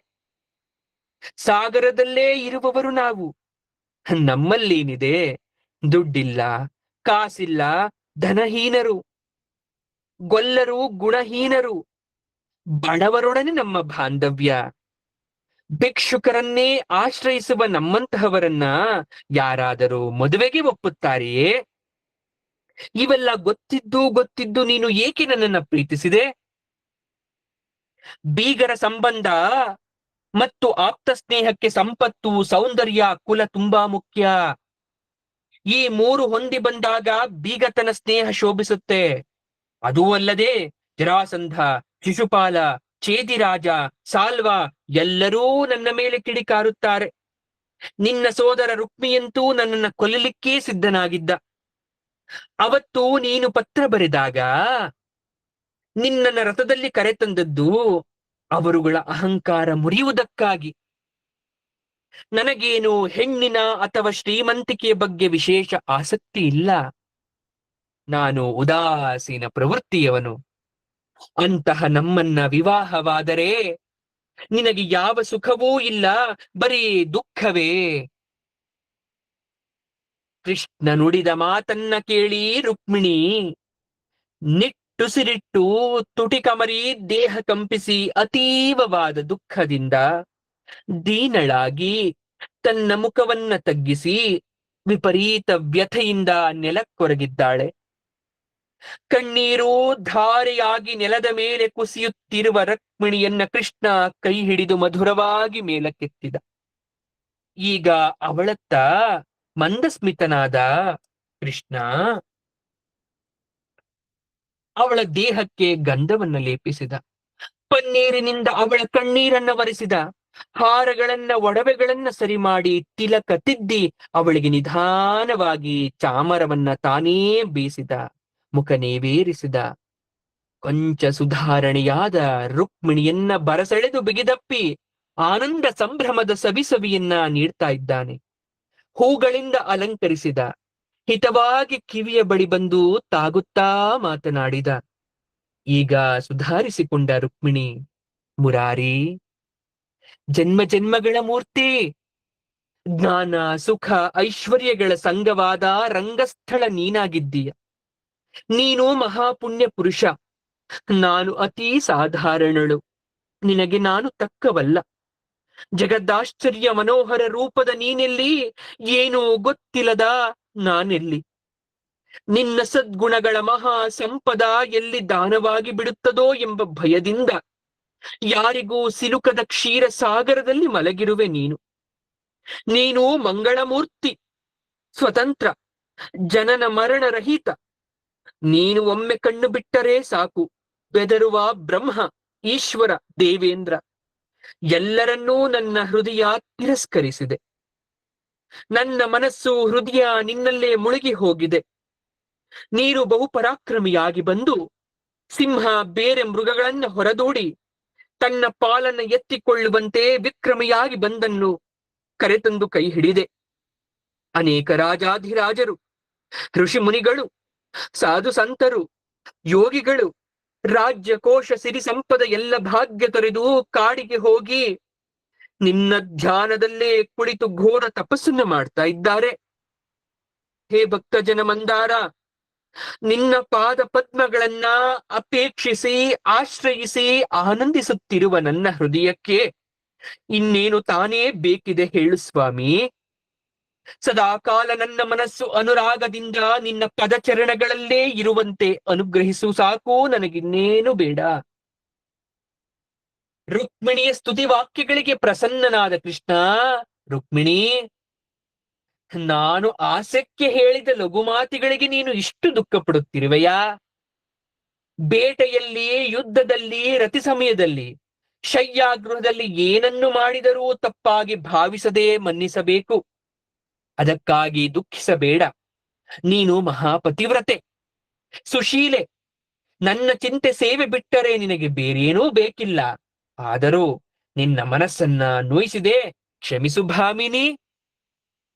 ಮುಂದೆ ಕೃಷ್ಣನಿಗೆ ರುಕ್ಮಿಣಿಯಲ್ಲೇ ಪ್ರದ್ಯುಮ್ನ, ಚಾರುಧೇಷ್ಣ, ಚಾರುದೇವ, ತುದೇಷ್ಣ, ತುಚಾರು, ಚಾರುಗುಪ್ತ, ಭದ್ರಚಾರು, ಚಾರುಭದ್ರ, ವಿಚಾರ, ಚಾರು ಎಂಬ 10 ಮಂದಿ ಪುತ್ರರು ಜನಿಸ್ತಾ ಇದ್ದಾರೆ. 16,000 ಹೆಂಡತಿಯರಲ್ಲಿ ಒಬ್ಬೊಬ್ಬರಲ್ಲೂ 10 ಜನ ಮಕ್ಕಳು ಶ್ರೀಕೃಷ್ಣನಿಗೆ ಜನಿಸಿದರು. ಮತ್ತೆ ಆ ಮಕ್ಕಳಿಗೂ ಮಕ್ಕಳಾದರು. ಹೀಗೆ ಯಾದವ, ವೃಷ್ಣಿ, ಭೋಜಕ, ಅಂಧಕ ವಂಶಗಳು ಇತೋಪ್ಯತಿಯಾಗಿ ಅಭಿವೃದ್ಧಿ ಹೊಂದುತ್ತಾ ಇದೆ ದ್ವಾರಕಾ ಪಟ್ಟಣದಲ್ಲಿ. ಅವರಲ್ಲಿ ಕೃಷ್ಣನ ಮಗನಾದ ಪ್ರದ್ಯುಮ್ನನಿಗೆ ರುಕ್ಮಿಯ ಮಗಳಾದಂತಹ ಅವಳನ್ನ ಕೊಟ್ಟು ವಿವಾಹ ಮಾಡ್ತಾ ಇದ್ದಾರೆ. ಅವರಿಬ್ಬರಿಗೆ ಹುಟ್ಟಿದ ಪುತ್ರನೇ ಅನಿರುದ್ಧ. ಇಷ್ಟೆಲ್ಲ ವಿಚಾರಗಳನ್ನ ಶುಕ ಮಹಾಮುನಿಗಳು ವರ್ಣಿಸುತ್ತಿರುವಾಗ ಪರೀಕ್ಷಿತ ರಾಜ, ಗುರುಗಳೇ ಏನಂದ್ರಿ? ಕೃಷ್ಣನ ಮಗನಾದ ಪ್ರದ್ಯುಮ್ನನಿಗೆ ರುಕ್ಮಿಯ ಮಗಳನ್ನ ಕೊಟ್ಟು ವಿವಾಹ ಮಾಡಿದರೆ ಕೃಷ್ಣನನ್ನ ದ್ವೇಷಿಸುತ್ತಿದ್ದ ರುಕ್ಮಿ ಹೇಗೆ ತನ್ನ ಶತ್ರು ಕೃಷ್ಣನ ಮಗನಿಗೆ ತನ್ನ ಮಗಳನ್ನ ಕೊಟ್ಟು ವಿವಾಹ ಮಾಡಿದ? ಆಗ ಶುಕರು ಹೇಳ್ತಾ ಇದ್ದಾರೆ, ನೀನು ಹೇಳಿದ್ದು ಸರಿ. ಶುಕರು ಹೇಳಿದ್ರು, ರುಕ್ಮಿಗೆ ತನಗಾದ ಅವಮಾನಕ್ಕೆ ಒಳಗೊಳಗೆ ಕೃಷ್ಣನ ಬಗ್ಗೆ ಕುದಿತ ಇದ್ದೇ ಇತ್ತು. ಆದರೂ ಯಾವ ಪ್ರಯತ್ನವೂ ಸಫಲವಾಗದಿದ್ದಾಗ ರುಕ್ಮಿ ಮಗಳಿಗೆ ವಿವಾಹ ಮಾಡ್ಲಿಕ್ಕೆ ನಿರ್ಧಾರ ಮಾಡ್ತಾನೆ. ಸ್ವಯಂವರ ಘೋಷಿಸಿ ರಾಜಕುಮಾರರೆಲ್ಲರನ್ನ ಆಹ್ವಾನಿಸಿದ. ಯದುಕುಲ ಕಿಶೋರ ಸಿಂಹ ನೆನೆಸಿದ್ದ ಪ್ರದ್ಯುಮ್ನ ಕೂಡ ಸ್ವಯಂವರಕ್ಕೆ ಬಂದಿದ್ದ. ಸ್ವಯಂವರದಲ್ಲಿ ಪ್ರದ್ಯುಮ್ನ ಉಳಿದೆಲ್ಲ ರಾಜಕುಮಾರರ ಮೇಲೆ ತನ್ನ ಶೌರ್ಯ ಧೈರ್ಯ ಪ್ರದರ್ಶಿಸಿದಾಗ ಅವರೆಲ್ಲ ಹೆದರಿ ಓಡಿ ಹೋಗ್ತಾರೆ. ಆಗ ಪ್ರದ್ಯುಮ್ನ ರುಕ್ಮಿಯ ಮಗಳನ್ನ, ರುಕ್ಮವತಿಯನ್ನ ತನ್ನ ನಗರಕ್ಕೆ ಕರೆತಂದು ವೈಭವದಿಂದ ವಿವಾಹವಾದ. ಹಾಗೆ ಪರಾಕ್ರಮಿಯಾದ ಕೃತವರ್ಮನ ಮಗ ರುಕ್ಮಿಯ ಇನ್ನೊಬ್ಬ ಮಗಳಾದ ಚಾರುಮತಿಯನ್ನ ವಿವಾಹವಾದ. ಹೀಗೆ ಸಂಬಂಧಗಳು ಹಿತವಾಗಿ ಸಂಭ್ರಮದ ದಿನಗಳು ಬಂದಾಗ ರುಕ್ಮಿಯೇ ಒಪ್ಪಿ ತನ್ನ ಮೊಮ್ಮಗಳಾದ ರುಕ್ಮಲೋಚನೆಯನ್ನೇ ಅನಿರುದ್ಧನಿಗೆ ಕೊಟ್ಟು ವಿವಾಹವನ್ನ ಮಾಡಿದ. ಈ ಮದುವೆಗೆ ಕೃಷ್ಣ, ರುಕ್ಮಿಣಿ, ಬಲರಾಮ, ಸಾತ್ಯಕಿ, ಪ್ರದ್ಯುಮ್ನ, ಸಾಂಬ ಮುಂತಾದ ಎಲ್ಲ ವಿದರ್ಭದ ರಾಜಧಾನಿಗೆ ಆಗಮಿಸಿದ್ರು. ಅನೇಕ ದಿನಗಳು ಎಲ್ಲರೂ ಸಂಭ್ರಮ ಉಲ್ಲಾಸಗಳಲ್ಲೇ ಕಳೆದ್ರು. ಆದರೆ ಒಂದು ದಿನ ಎಲ್ಲ ಯಾದವರು ಕೃಷ್ಣನ ನೇತೃತ್ವದಲ್ಲಿ ಸಂಭ್ರಮದಲ್ಲಿದ್ದಾಗ ರುಕ್ಮಿಯ ಹಲವು ಗೆಳೆಯರು ಅವನಿಗೆ ಹಿಂದೆ ಕೃಷ್ಣ ಬಲರಾಮರು ಮಾಡಿದ್ದ ಅವಮಾನವನ್ನ ನೆನಪು ಮಾಡ್ಬಿಟ್ರು. ಆ ಅವಮಾನಕ್ಕೆ ಪ್ರತೀಕಾರ ತೀರಿಸುವ ಸಮಯ ಬಂದಿದೆ. ಬಲರಾಮನಿಗೆ ಜೂಜಿನ ಹುಚ್ಚು, ಆದರೆ ಅದರಲ್ಲಿ ಅವನಿಗೆ ಅಷ್ಟೇನೂ ಜಾಣತನವಿಲ್ಲ. ನಿನಗೆ ಜಿಯ ಕಟ್ಟಿಟ್ಟ ಬುತ್ತಿ, ಇದರಲ್ಲಿ ಸೋತು ಸುಣ್ಣವಾಗುತ್ತಾನೆ. ಪ್ರತೀಕಾರ ತೀರಿಸಿಕೋ, ನಾವು ಕಣ್ತುಂಬಾ ನೋಡುತ್ತೇವೆ ಎಂದು ರುಕ್ಮಿಯನ್ನ ಪ್ರಚೋದಿಸಲಿಕ್ಕೆ ಪ್ರಾರಂಭ ಮಾಡಿದ್ರು. ಹಾಗೆಯೇ ರುಕ್ಮಿ ಬಲರಾಮನನ್ನ ಜೂಜಿಗೆ ಆಹ್ವಾನಿಸಿದ. ಬಲರಾಮ ಹಿಂದು ಮುಂದು ಯೋಚಿಸದೆ ಸರಿ ಬಂದೆ ಎಂದು ಜೂಜಾಟವನ್ನ ಪ್ರಾರಂಭಿಸಿಬಿಟ್ಟ. 10, 20, 100, 1000, 10,000 ಎನ್ನುತ್ತಾ ಪಂದ್ಯಗಳನ್ನ ನಡೆಸುತ್ತಾ ಆಟ ಆಡತೊಡಗ್ತಾ ಇದ್ದಾರೆ. ಆದರೆ ಆಡಿದ ಎಲ್ಲ ಆಟಗಳಲ್ಲೂ ರುಕ್ಮಿಯೇ ಜಯ. ಬಲರಾಮನಿಗೆ ಸೋಲಾಯ್ತು. ಆಗ ಕಳಿಂಗ ರಾಜ ಅಪಹಾಸ್ಯದ ದನಿಯಲ್ಲಿ ಬಾಯಿ ತೆರೆದು ಹಲ್ಲು ಕಿಸಿಯುವಂತೆ ಚಪ್ಪಾಳೆ ತಟ್ಟಿ, ಏ ಬಲರಾಮ ಸೋತು ಹೋದ, ಬಲರಾಮ ಸೋತು ಸುಣ್ಣವಾದ ಎಂದು ಅಪಹಾಸ್ಯವನ್ನ ಮಾಡಿದ. ವಿಚಿತ್ರ ಸಿಟ್ಟಿನಿಂದ ಬಲರಾಮ ಈಗ 1,00,000 ಪಣವನ್ನ ಒಡ್ಡಿ ಪಂದ್ಯವನ್ನ ಆಡಿ ರುಕ್ಮಿಯನ್ನ ಆಟದಲ್ಲಿ ಗೆದ್ದ. ಆದರೆ ರುಕ್ಮಿ ತಾನೇ ಗೆದ್ದೆ, ನೀನು ಸೋತು ನನಗೆ ಮೋಸ ಮಾಡುತ್ತಿದ್ದೀಯ ಎಂದು ದೂಷಿಸಿದಾಗ ಬಲರಾಮ ಆಗ ಅಲ್ಲಿ ಕುಳಿತಿದ್ದ ರಾಜರುಗಳನ್ನ ನೀವು ನಿಷ್ಪಕ್ಷಪಾತವಾಗಿ ಹೇಳಿ ಎಂದು ಕೇಳಿಕೊಂಡಾಗ ರುಕ್ಮಿಯ ಗೆಳೆಯರಾಗಿದ್ದ ಅವರು ಏನು ಮಾತಾಡದೆ ಮೌನದಿಂದಿದ್ದಾರೆ. ಈಗ ಬಲರಾಮ ಮತ್ತೊಮ್ಮೆ 1,00,000 ಪಣವೊಡ್ಡಿ ಆಡಿ ಗೆದ್ದ. ಈಗಲಾದರೂ ಹೇಳಿ, ಜಯ ನನ್ನದ ಅಥವಾ ಈ ರುಕ್ಮಿಯದ ಎಂದು ಕೇಳಿದಾಗ ಅಷ್ಟರಲ್ಲೇ ಅಶರೀರವಾಣಿಯಾಯ್ತಂತೆ. ಬಲರಾಮನೇ ಜಯಶಾಲಿ, ರುಕ್ಮಿ ಸೋತಿದ್ದಾನೆ ಅಂತ ಸ್ಪಷ್ಟವಾಗಿ ಘೋಷಿಸಿತು. ಆದರೂ ರುಕ್ಮಿ ಹಿಂದಿನ ಅವಮಾನವನ್ನ ನೆನೆದು ಈ ಆಟದಲ್ಲಿ ನಾನೇ ಗೆದ್ದಿದ್ದಾನೆ, ದನ ಕಾಯುವ ನಿನಗೇನೋ ಗೊತ್ತೋ ಜೂಜಿನ ಗೆಲುವು ಎಂದು ಅಹಂಕಾರದಿಂದ ಮೋದಿಲಿಸಿದ. ಈ ಮಾತು ಕೇಳುತ್ತಲೇ ಬಲರಾಮ ಬಾಲ ತುಳಿದ ಸರ್ಪದಂತೆ ಮೇಲೆದ್ದ. ಅಲ್ಲಿದ್ದ ಕಬ್ಬಿಣದ ದೊಣ್ಣೆಯಿಂದ ರುಕ್ಮಿಯ ಗೆಳೆಯರಾದ ರಾಜರ ಸದೆ ಬಡಿದ. ತನ್ನನ್ನ ಅಪಹಾಸ್ಯ ಮಾಡಿದ ಕಳಿಂಗ ರಾಜನ ಹಲ್ಲುದುರಿಸಿದ. ರುಕ್ಮಿಯನ್ನ ಹಿಡಿದು ಅಲ್ಲುದುರಿಸಿ ಅವನ ಬೇಳೆ ಬಲಿಷ್ಠ ಪ್ರಹಾರವನ್ನ ಮಾಡಿ ಅವನನ್ನ ಅಲ್ಲಿಯೇ ಸಂಹಾರ ಮಾಡಿಬಿಟ್ಟ. ಭಾಗವತದಲ್ಲಿ ಮುಂದೆ ಕೃಷ್ಣನ ಮೊಮ್ಮಗ ಪ್ರದ್ಯುಮ್ನನ ಮಗ, ಕೃಷ್ಣನ ಹೆಂಡತಿ ಜಾಂಬವತಿಯ ಮಗನಾದ ಸಾಂಬನ ವೃತ್ತಾಂತವನ್ನ ಹೇಳ್ತಾ ಬರುತ್ತೆ. ಬಲಿ ಚಕ್ರವರ್ತಿಯ 100 ಮಕ್ಕಳಲ್ಲಿ ಹಿರಿಯನವನೇ ಬಾಣಾಸುರ. ಅವನು 1000 ಬಾಹುಗಳಿಂದ ಶತ್ರು ಭಯಂಕರ ಅಂತ ಅನಿಸ್ಕೊಂಡಿರ್ತಾನೆ.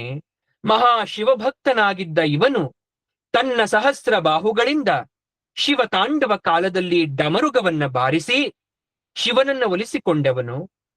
ಪ್ರಸನ್ನನಾದ ಶಿವ ಏನು ಬರಬೇಕು ಕೇಳಿಕೋ ಎಂದಾಗ ಬಾಣಾಸುರ ಹೇಳ್ತಾ ಇದ್ದಾನೆ, ಶಂಕರ ಪರಮ ಪವಿತ್ರ, ಹಲಭಕ್ಷಕನೇ, ನಾಗಭೂಷಣನೇ, ಚಂದ್ರಶೇಖರನೇ, ಭಕ್ತ ಸಂರಕ್ಷಕನೇ, ಸರ್ವಲೋಕೇಶ್ವರನೇ, ಪಾರ್ವತೀಪತಿಯೇ, ಕೈಲಾಸವಾಸಿಯೇ, ಗಜಚರ್ಮಾಂಬರಧಾರಿಯೇ, ತ್ರಿಶೂಲಿ, ನಾನು ಭೂಮಂಡಲವನ್ನೆಲ್ಲ ಅಲೆದು ಹುಡುಕಿದರೂ ನನ್ನನ್ನ ಎದುರಿಸಿ ಬಲ್ಲ ಒಬ್ಬ ವೀರಾದಿ ವೀರ ಕಾಣಿಸ್ತಾ ಇಲ್ಲ. ನನ್ನ ಸಹಸ್ರ ಬಾಹುಗಳ ತುರಿಕೆ ವಿಪರೀತವಾಗಿದೆ. ಆನೆಗಳ ಕುಂಭಸ್ಥಳವನ್ನೇ ಸೀಳಿ ಹಾಕಬಲ್ಲ 1000 ಕೈಗಳಿದ್ದೂ ವ್ಯರ್ಥವಾಗುತ್ತಿದ್ದೆ. ನನ್ನ ಪ್ರಚಂಡ ಬಾಹುಬಲ ಪರಾಕ್ರಮ ಬಲ್ಲವನು ಇಡೀ 3 ಲೋಕಗಳಲ್ಲಿಯೂ ನೀನಲ್ಲದೆ ಇನ್ನಾರೂ ಇಲ್ಲ ಎಂದು ದರ್ಪದ ಮಾತುಗಳನ್ನಾಡಿದ. ಅವನ ಉನ್ಮತ್ತೆಯಿಂದ ಅಸಹ್ಯಪಟ್ಟು ರೋಷಗೊಂಡ ಶಿವ ಹೇಳ್ತಾ ಇದ್ದಾನೆ, ನನ್ನ ಅನುಗ್ರಹ ಬಲದಿಂದ ಬಂದ ಭುಜಬಲ ಪರಾಕ್ರಮವನ್ನ ನನ್ನೆದುರಿಗೆ ಕೊಚ್ಚಿಕೊಳ್ತಾ ಇದ್ದೀಯಾ? ನಿನ್ನ ರಥಕೇತುವು ಎಂದು ಕುಸಿದು ಬೀಳುವುದೋ ಆಗ ನಿನಗೆ ಒಬ್ಬ ವೀರಾಗ್ರೇಸ ಎದುರಾಗ್ತಾನೆ, ಅವನಿಂದ ನಿನಗೆ ಅಪಜಯ ಸಿದ್ಧಿಸುತ್ತೆ. ಬಾಣಾಸುರನಿಗೆ ಉಷಾ ಎನ್ನುವ ಸುಂದರ ಪುತ್ರಿ ಇರ್ತಾಳೆ. ಅವಳು ಸುಂದರಿ, ಸದ್ಗುಣಿಗಳ ಗಣಿ, ಚಂದ್ರಮುಖಿ, ನೀಲವೇಣಿ ಅಂತ ಕೂಡ ಅನಿಸ್ಕೊಂಡಿದ್ದು. ಒಂದು ದಿವಸ ಅವಳು ಮೆತ್ತನೆಯ ಹಾಸಿಗೆ ಮೇಲೆ ಮಲಗಿದ್ದಾಗ ಅತಿ ಸುಂದರನಾದ ಅನಿರುದ್ಧನೊಡನೆ ಸುಖಿಸುತ್ತಿರುವಂತೆ ಕನಸು ಕಾಣ್ತಾಳೆ. ಆ ಸುಂದರ ಅನಿರುದ್ಧನನ್ನ ಕನಸಿನಲ್ಲಿ ಕಂಡ ಅವಳು ಅವನನ್ನೇ ಮದುವೆಯಾಗಬೇಕು ಅಂತ ಹಂಬಲಿಸ್ತಾ ಇದ್ದಾಳೆ. ಅವಳ ಹೃದಯದಲ್ಲಿ ಮೋಹ, ಅನುರಾಗ, ನಾಚಿಕೆ, ಹೆದರಿಕೆ ಹೆಚ್ಚುತ್ತಾ ಬಂತು. ವಿರಹ ವೇದನೆ, ಯಾತನೆ ಪ್ರಾರಂಭವಾಯಿತು. ಒಂದು ದಿನ ಅವಳ ಆಪ್ತ ಸಖಿಯಾಗಿದ್ದ ಚಿತ್ರಲೇಖೆ, ಯಾರನ್ನ ಕುರಿತು ಈ ಹಂಬಲ, ಈ ಮೋಹ, ಈ ಧ್ಯಾನ, ಈ ವಿರಹ, ದಯಮಾಡಿ ಹೇಳು ಅಂತ ಹೇಳಿದಾಗ ಅವಳು ಹೇಳ್ತಾ ಇದ್ದಾಳೆ ಉಷೆ ತನ್ನ ಕನಸಿನ ಸಂಗತಿಯನ್ನ. ಅವನೊಡನೆ ಕನಸಿನಲ್ಲಿ ಮನ್ಮಥ ವಿಲಾಸದ ಅನುಭವ ಸವಿ ಹಂಚಿಟ್ಟುಕೊಂಡಿರ್ತಕ್ಕಂಥ ಸಂಗತಿಯನ್ನ ಹೇಳಿದಾಗ ಚಿತ್ರಲೇಖೆ ಹೆಸರಿಗೆ ತಕ್ಕಂತೆ ಚಿತ್ರಕಲಾ ವಿಷಾದರೆ. ಈಗ ಎಲ್ಲರ ಚಿತ್ರಗಳನ್ನ ರಚಿಸಿದ ಅವಳು ಉಷೆಗೆ ಅದನ್ನ ತೋರಿಸ್ತಾ ಇದ್ದಾಳೆ. ಇವರು ಗಾಂಧರ್ವರು, ಕಿನ್ನರು, ಕಿಂಪುರುಷರು, ಸಿದ್ಧರು, ಸಾಧ್ಯರು, ಚಾರಣರು, ದೇವತೆಗಳು, ಯಕ್ಷರು, ರಾಕ್ಷಸರು, ಕಾಮರೂಪರು, ನಾಗಕುಮಾರರು ಎಂದು ಎಲ್ಲ ಚಿತ್ರವನ್ನ ಅವಳೇ ಬಿಡಿಸಿದ ಚಿತ್ರವನ್ನ ತೋರಿಸ್ತಾ ಇದ್ದಾಳೆ. ಹಾಗೆ ಭೂಲೋಕ ವೀರರುಗಳ ಚಿತ್ರವನ್ನು ರಚಿಸಿ ಹೇಳ್ತಾ ಇದ್ದಾಳೆ, ಇಕೋ ನೋಡು, ಮಾಳವ, ಕೊಂಕಣ, ದ್ರಾವಿಡ, ಕಳಿಂಗ, ಭೋಜ, ನೇಪಾಳ, ವಿದೇಹ, ಪಾಡ್ಯ, ಪುರು, ಆಂಧ್ರ, ಬಂಗಾಳ, ತೆಂಕಣ, ಮರಾಠ, ಪಾಂಚಾಲ, ಘೂರ್ಜರ, ಸಾಳ್ವಾ ಎಂಬ ರಾಜಮನೆತದ ಚಿತ್ರಗಳನ್ನ ತೋರಿಸ್ತಾ ಇದ್ದಾಳೆ. ನೋಡು, ಇವನೇ ಜರಾಸಂಧ, ನೋಡು ರುಕ್ಮಿ, ಇವನು ಕಳಿಂಗ, ಇವನು ಭೂಪಾಲ, ಇವನು ಭಗದತ್ತ, ಇವನು ಪೌಂಡ್ರಕ, ಇವರೇ 5 ಪಾಂಡವರು, ಇವನು ದುರ್ಯೋಧನ, ಶೂರಸೇನ, ವಸುದೇವ, ಉದ್ಧವ, ಬಲರಾಮ, ಇವನು ಶ್ರೀಕೃಷ್ಣ. ಅಲ್ಲಿದ್ದಾನಲ್ಲ, ಇವನು ಶ್ರೀಕೃಷ್ಣ ರುಕ್ಮಿಣಿಯರ ಮಗನಾದ ಪ್ರದ್ಯುಮ್ನ ಎಂದು ಎಲ್ಲ ಚಿತ್ರಣಗಳನ್ನ ತೋರಿಸಿದ್ಲು.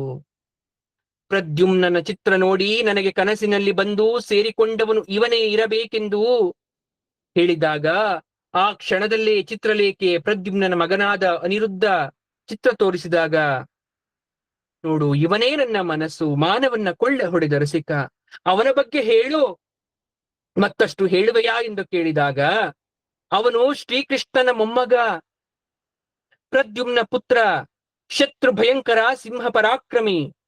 ತನ್ನ ಶರವೇಗ ವಿದ್ಯೆಯಿಂದ ದ್ವಾರಕೆಗೆ ಬಂದು ನಿದ್ರಿಸುತ್ತಿದ್ದ ಅನಿರುದ್ಧನನ್ನ ತನ್ನ ಯೋಗ ವಿದ್ಯಾ ನೈಪುಣ್ಯದಿಂದ ಮನೋವೇಗದಲ್ಲಿ ಶೋಣಪುರಕ್ಕೆ ಕರೆತಂದು ಉಷೆಯ ಹಾಸಿಗೆ ಮೇಲೆ ಅನಿರುದ್ಧನನ್ನ ಮಲಗಿಸಿದಳು.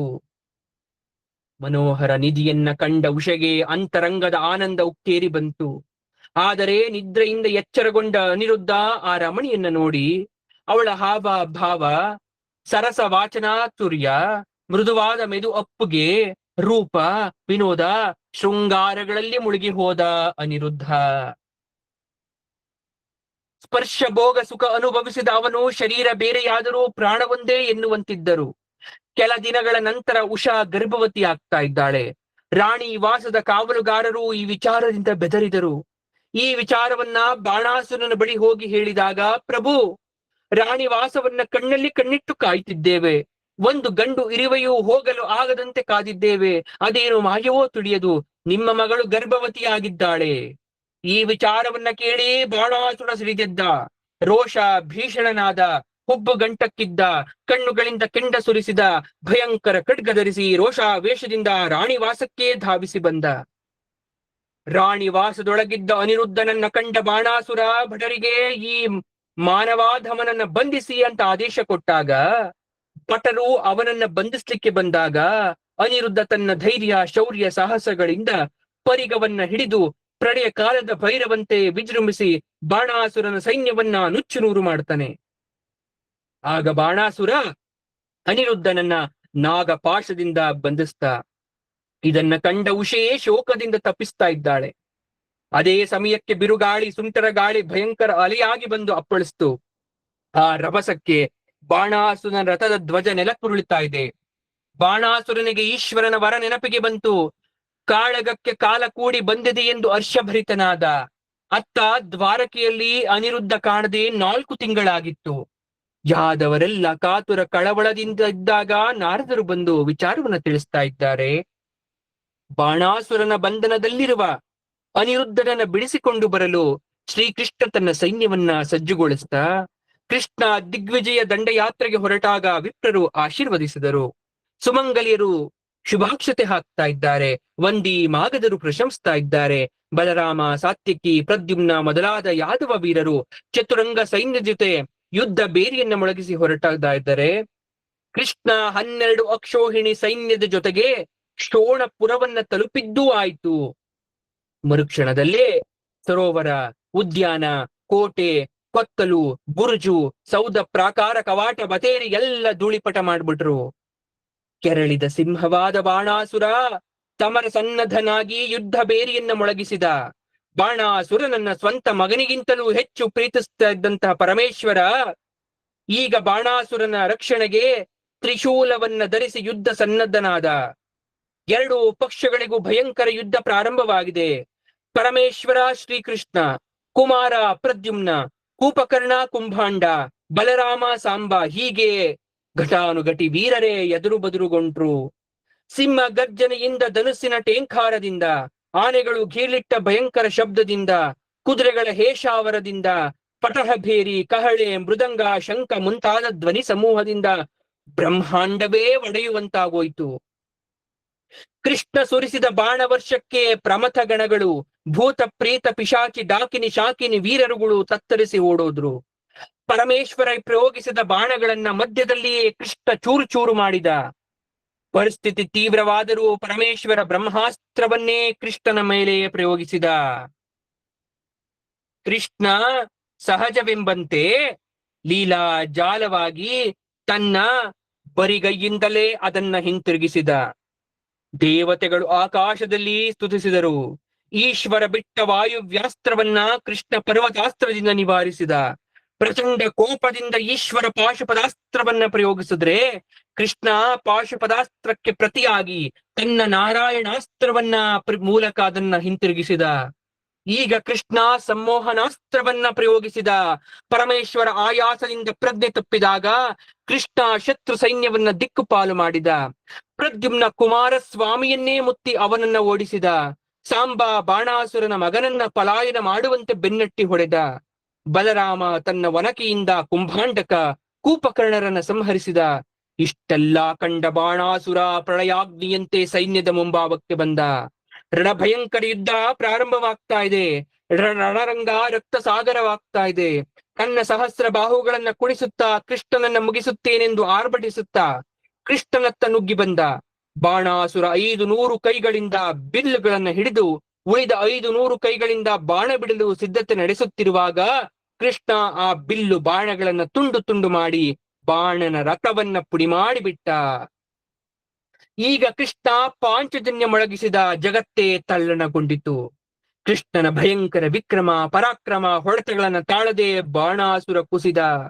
ಇದೇ ಸಂದರ್ಭದಲ್ಲಿ ಬಾಣಾಸುರನ ತಾಯಿ ಕೋಟರ ತನ್ನ ಮಗನನ್ನ ಸಂರಕ್ಷಣೆ ಮಾಡಿಕೊಳ್ಳಲು ವಿವಸ್ತ್ರವಾಗಿ ಯುದ್ಧ ಭೂಮಿಗೆ ಬಂದು ಕೃಷ್ಣ ಎದುರಿಗೆ ನಿಂತು ಬಿಟ್ಟಳು. ಅಸಹ್ಯಗೊಂಡ ಕೃಷ್ಣ ಬೇರೆಡೆಗೆ ಮುಖವನ್ನ ತಿರುಗಿಸಿದ. ಆ ವೇಳೆಗಾಗಲೇ ನಿರ್ವೀರ್ಯನಾಗಿ ಬೆಚ್ಚಿದ್ದ ಬಾಣಾಸುರ ತನ್ನ ಅಳಿದುಳಿದ ಸೈನ್ಯ ಜೊತೆಗೆ ತನ್ನ ಪಟ್ಟಣಕ್ಕೆ ಪಲಾಯನ ಮಾಡಿದ. ಈ ಸಂದರ್ಭದಲ್ಲೇ ಭಯಂಕರ ಶಿವಜ್ವರ 3 ತಲೆ 3 ಪಾದದೊಂದಿಗೆ ಚಂಡಮಾರುತದಂತೆ ಶ್ರೀಕೃಷ್ಣನೆಡೆಗೆ ನುಗ್ಗಿತ್ತು. ಕಾರಣ ಶಿವನ ಮೇಲೆ ಪ್ರಯೋಗಿಸಿದ ಭೀಕರವಾದ ಬಾಣಗಳ ಪರಿಣಾಮವಾಗಿ ತೀವ್ರವಾದ ಜ್ವರ ಬಂದು ಕಾಡಿತ್ತು ಪಾಪ ಕೃಷ್ಣನಿಗೆ. ಕೃಷ್ಣ ಕ್ಷಣ ಮಾತ್ರದಲ್ಲೇ ವೈಷ್ಣವ ಜ್ವರ ಪ್ರಯೋಗಿಸಿದ. ಅವೆರಡೂ ಜ್ವರಗಳು ಹೋರಾಡ್ತಾ ಇದೆ. ಕಡೆಗೆ ಶಿವಜ್ವರ ಬೇರೆ ದಾರಿ ಕಾಣದೆ ಕೃಷ್ಣನ ಪಾದಗಳ ಮೇಲೆ ಬಿದ್ದು ಪ್ರಾರ್ಥಿಸ್ತಂತೆ.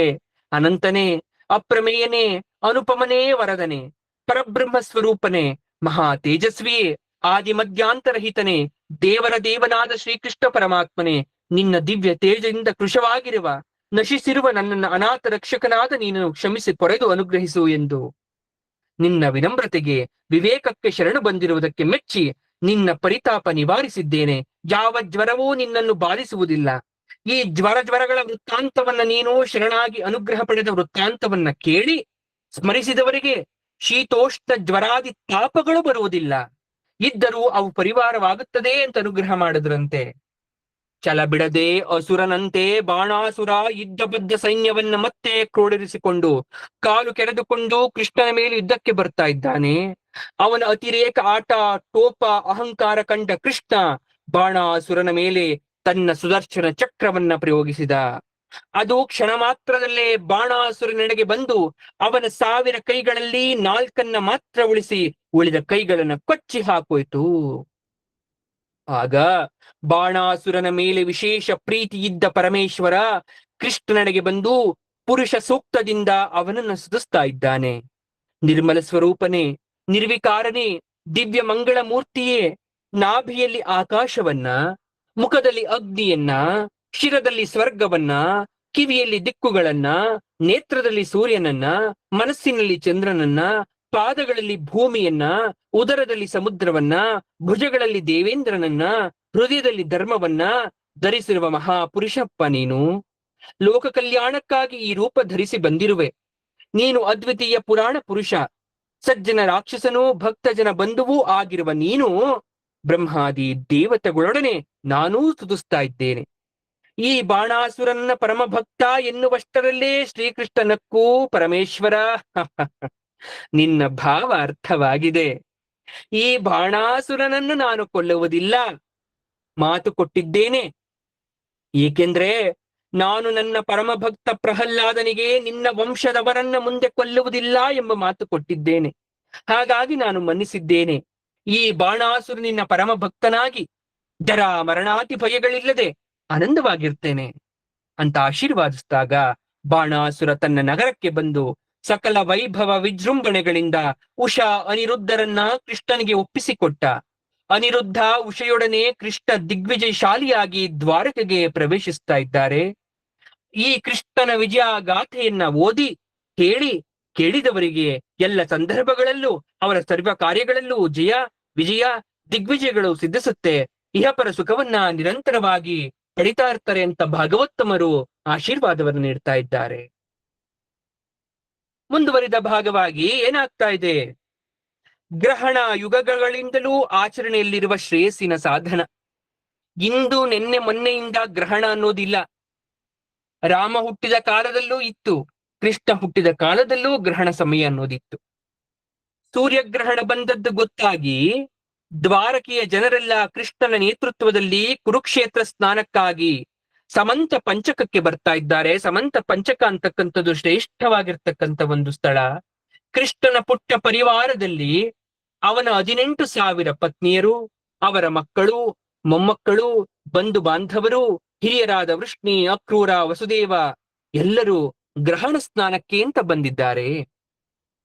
ದ್ವಾರಕೆಯ ರಕ್ಷಣೆಗೆ ಪ್ರದ್ಯುಮ್ನ, ಸಾಂಬ, ಉದ್ಧವ, ಆಹುಕ, ಕೃತವರ್ಮರು ಅಂದ್ರೆ ಕೃಷ್ಣನ ಮಕ್ಕಳು ಮೊಮ್ಮಕ್ಕಳು ದ್ವಾರಕೆಯ ರಕ್ಷಣೆಗೆ ಅಂತ ಇದ್ರೆ, ಹಿರಿಯರೆಲ್ಲ ಗ್ರಹಣದ ಕಾಲದಲ್ಲಿ ಸ್ನಾನಕ್ಕೆ ಅಂತ ಬಂದಿದ್ದಾರೆ. ಸಮಂತ ಪಂಚಕಕ್ಕೆ ಬರುವಷ್ಟರಲ್ಲೇ ಸಹಸ್ರಾರು ಕುಟೀರ, ಶಿಬಿರ, ಬಿಡಾರ, ವಾಸ್ತವ್ಯ, ತಪೋವನ, ಆಶ್ರಮ ಎಲ್ಲ ಸಿದ್ಧವಾಗಿತ್ತು.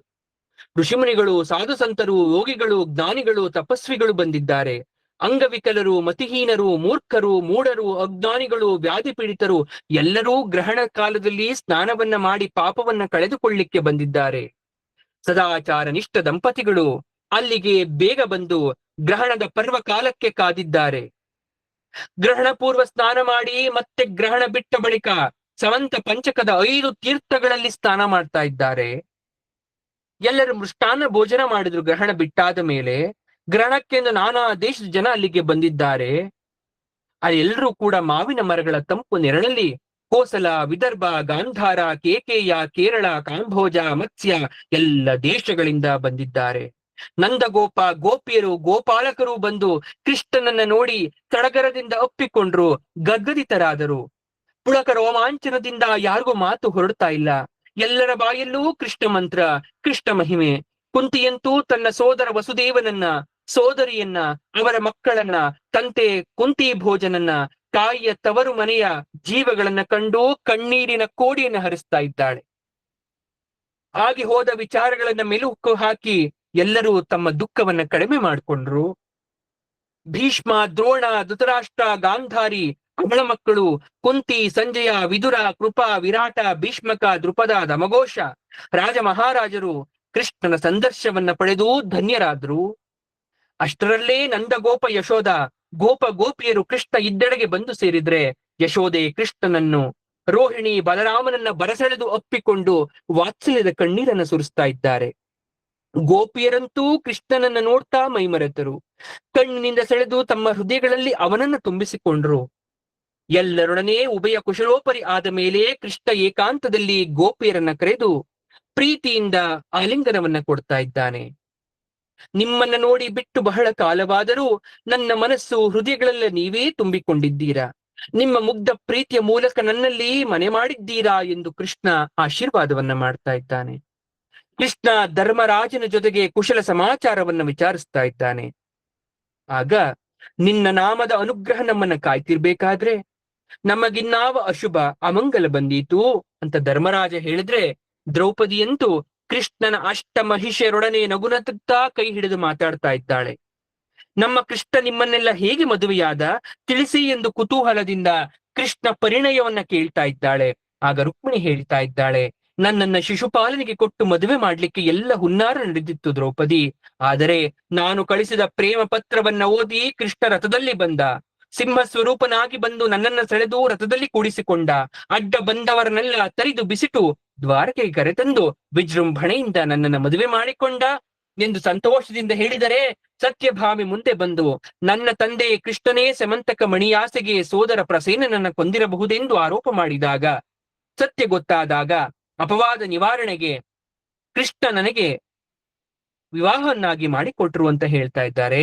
ಇನ್ನು ಜಾಂಬವತಿ, ನಮ್ಮ ತಂದೆ ಜಾಂಬವತ 27 ದಿನಗಳ ಕಾಲ ಕೃಷ್ಣನೊಡನೆ ಯುದ್ಧ ಮಾಡಿ ಕಡೆಗೆ ಅವನೇ ಶ್ರೀರಾಮ ಎಂದು ಗೊತ್ತಾದಾಗ ಕೃಷ್ಣನಲ್ಲಿ ಕ್ಷಮೆಯಾಚಿಸಿ ಸಮಂತಕ ಮಣಿಯನ್ನು ನನ್ನನ್ನ ಕೊಟ್ಟು ವಿವಾಹ ಮಾಡಿದರು ಎಂದು ಹೇಳ್ತಾ ಇದ್ರೆ, ಕಾಳಿಂದಿ ಓಡೋಡಿ ಬಂದು ನಾನು ತಪಸ್ ಮಾಡ್ತಾ ಇದ್ದೆ, ಆಗ ನನ್ನ ಕೈ ಹಿಡಿದು ಉದ್ಧರಿಸಿದ, ನನ್ನನ್ನ ಆ ಸ್ವಯಂವರದಲ್ಲಿ ಏರ್ಪಟ್ಟಾಗ ನನ್ನನ್ನ ಮದುವೆಯಾದ ಎಂದು ಮಿತ್ರ ವಿಂದ ಅನುವಿಂದಗಳು ಹೇಳ್ತಾ ಇದ್ದಾರೆ.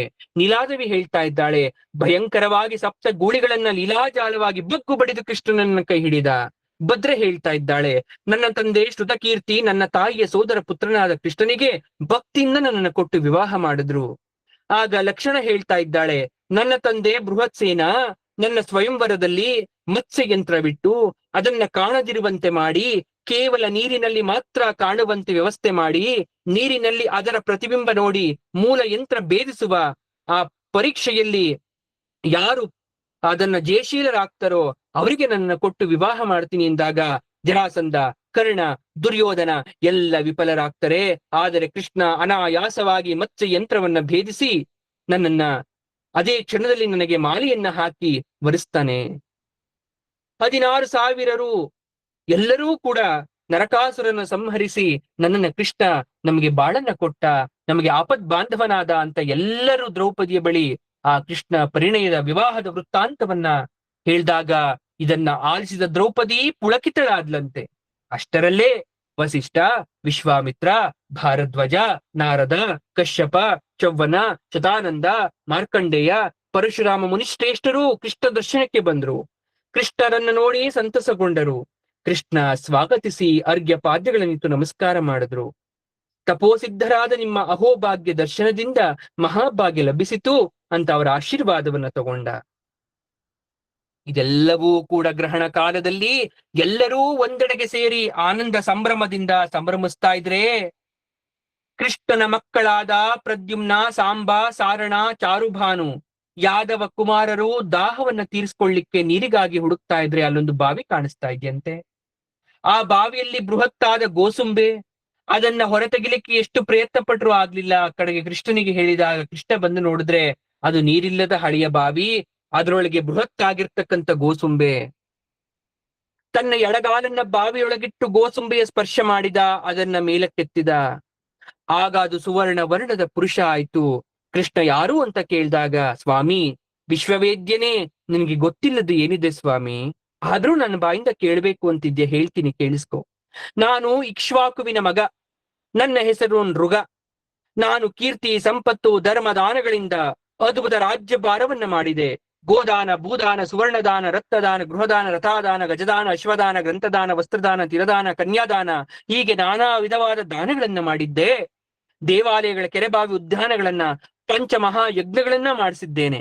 ಹೀಗಿರ್ಬೇಕಾದ್ರೆ ಒಮ್ಮೆ ಕಶ್ಯಪ ಎಂಬ ವಿಪ್ಪನಿಗೆ ನಾನು ದಾನ ಕೊಟ್ಟಿದ್ದ ಹಸು ಮರಳಿ ಬಂದು ನಮ್ಮ ಹಸುಗಳ ಮಂದಿಯಲ್ಲಿ ಸೇರಿಬಿಟ್ಟಿತ್ತು. ನನಗದ್ ಗೊತ್ತಾಗ್ಲಿಲ್ಲ. ಆ ಗೋವನ್ನ ಮತ್ತೊಬ್ಬ ವಿಪ್ಪನಿಗೆ ದಾನ ಮಾಡಿದೆ. ಈ ಹಸುವನ್ನ ಮುಂಚೆ ಸೂಕ್ಷ್ಮವಾಗಿ ನೋಡಿ ಪರಿಚಯವಿದ್ದ ಕಶ್ಯಪ ಹೇಗೋ ಆ ಹಸುವನ್ನ ಮತ್ತೆ ನೋಡಿದ್ದಾರೆ. ಅವನು ಹಸುವನ್ನ ಹೊಡೆದುಕೊಂಡು ಹೋಗುತ್ತಿರುವ ವಿಪ್ರನಲ್ಲಿ ಬಂದು, ಇದು ನನ್ನ ಹಸು, ನೀನು ಕದ್ದು ಹೊಡೆದುಕೊಂಡು ಹೋಗುತ್ತಿದ್ದೀಯಾ ಎಂದು ಆವೇಶದಿಂದ ಕೇಳಿದಾಗ, ನಿಮ್ಮ ಮಹಾರಾಜರು ನನಗೆ ದಾನವಾಗಿ ಮಾಡಿದ್ದಾರೆ ಎಂದಾಗ ಅವರ ಮಾತನ್ನ ಕೇಳದೆ ಉದ್ದಟತನ ತೋರಿದ್ದಾನೇ ಗೋಪಾಲಕ. ಇಬ್ಬರೂ ನನ್ನೆಡೆಗೆ ಬಂದರು. ಕಶ್ಯಪರು ಹೇಳಿದ್ರು, ನನಗೆ ದಾನ ಕೊಟ್ಟ ಹಸುವನ್ನ ಮತ್ತೆ ಈ ವಿಪ್ಪನಿಗೆ ದಾನ ಕೊಟ್ಟೆ, ನೀನು ಇದನ್ನು ನನ್ನಿಂದ ಅಪಹರಿಸಿ ಪಾಪಕ್ಕೆ ಗುರಿಯಾಗಿದ್ದೀಯಾ ಎಂದು ನನ್ನ ಮೇಲೆ ಆಗ್ರಹವನ್ನ ತೋರಿದಾಗ, ನಾನು ಅಜ್ಞಾನದಿಂದ ತಪ್ಪಾಗಿದೆ, ತಿಳಿದು ತಪ್ಪು ಮಾಡಿಲ್ಲ, ಕ್ಷಮೆ ಇರಲಿ. ಅದರ ಬದಲಾಗಿ ನಿಮಗೆ 1,00,000 ಗೋವುಗಳನ್ನು ಅರ್ಪಿಸ್ತೇನೆ, ಸ್ವೀಕರಿಸಿ ಉದ್ಧರಿಸಿ ಎಂದೆ. ಆಗ ಕಶ್ಯಪ ಬ್ರಾಹ್ಮಣ, ನನಗೆ ಕೊಟ್ಟಿದ್ದ ಹಸುವೇ ಬೇಕು, ಅದನ್ನ ಬಿಟ್ಟು ಇಡೀ ರಾಜ್ಯ ಕೊಡುತ್ತೇನೆಂದರೂ ನನಗೆ ಬೇಕಿಲ್ಲ ಎಂದು ಜಿದ್ದಿಗೆ ಬಿದ್ದ. ಈಗ ರಾಜ 2ನೆಯ ಬ್ರಾಹ್ಮಣನನ್ನ ಕೇಳಿಕೊಂಡ.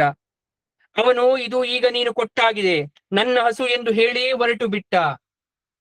ಕೆಲ ಕಾಲದ ನಂತರ ಮಹಾರಾಜನನ್ನ ಯಮಭಟರು ಯಮನ ಮುಂದೆ ಕರೆತಂದರು.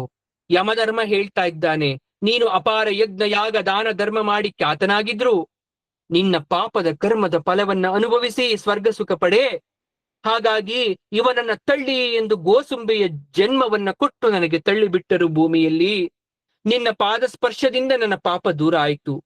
ಕೃಷ್ಣ, ಹರಿ, ವಾಸುದೇವ, ಅಪ್ರಮೇಯ, ಮುಕುಂದ, ಪರಮಾತ್ಮ ಎಂದು ಹೇಳಿ ಪರಮಾತ್ಮನನ್ನು ಸ್ತುತಿಸಿ ಅವನು ದಿವ್ಯ ವಿಮಾನವನ್ನೇರಿ ಸ್ವರ್ಗಕ್ಕೆ ಹೋದ. ಬಲರಾಮ ತನ್ನ ಬಂಧು ಮಿತ್ರರೊಡಗೂಡಿ ನಂದಗೋಕುಲಕ್ಕೆ ಬಂದ. ಗೋಪಿಯರು ಗೋಪಾಲಕರು ಪ್ರೀತಿಯಿಂದ ಬರಮಾಡಿಕೊಂಡ್ರು. ಬಲರಾಮನಿಗೆ ಪಾದಾಭಿವಂದನ ಮಾಡಿದ್ರು. ಅಲ್ಲೇ ಉಳಿದ ಅವನು ಒಂದು ದಿನ ಗೋಪಾಲಕರೊಡನೆ ಏಕಾಂತ ಸ್ಥಳಕ್ಕೆ ಹೊರಟ. ಎಲ್ಲರೂ ಕೃಷ್ಣನ ಬಗ್ಗೆ ಕೇಳುವವರೇ. ಆಗ ಅಲ್ಲಿ ಹೋಗಿ ತನ್ನ ಬಾಲ್ಯದ ನೆನಪನ್ನ ತಂದುಕೊಂಡ.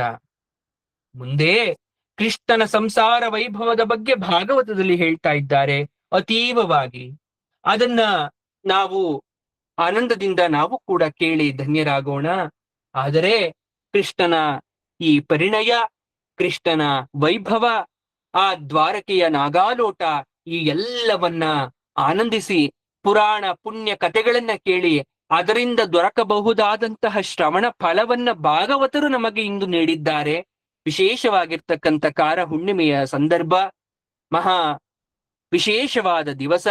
ಈ ದಿವಸದಲ್ಲಿ ಯಾರ ಮನೆಯಲ್ಲಿ ಕಷ್ಟ ಕಾರ್ಪಣ್ಯಗಳಿದೆ, ಯಾರ ಮನಸ್ಸಲ್ಲಿ ನೋವಿದೆ, ಯಾರ ಮನಸ್ಸಲ್ಲಿ ಸಂಸಾರದಲ್ಲಿರ್ತಕ್ಕಂಥ ಆ ತೊಂದರೆಗಳು ದೂರಾಗಬೇಕು, ಆರ್ಥಿಕ ಪರಿಸ್ಥಿತಿ ಸುಧಾರಿಸಬೇಕು, ಆರೋಗ್ಯ ವೃದ್ಧಿಸಬೇಕು ಅಂತಕ್ಕಂಥ ಮಹಾ ಸಂಕಲ್ಪವನ್ನ ಹೊತ್ತಿದ್ದೀರಾ.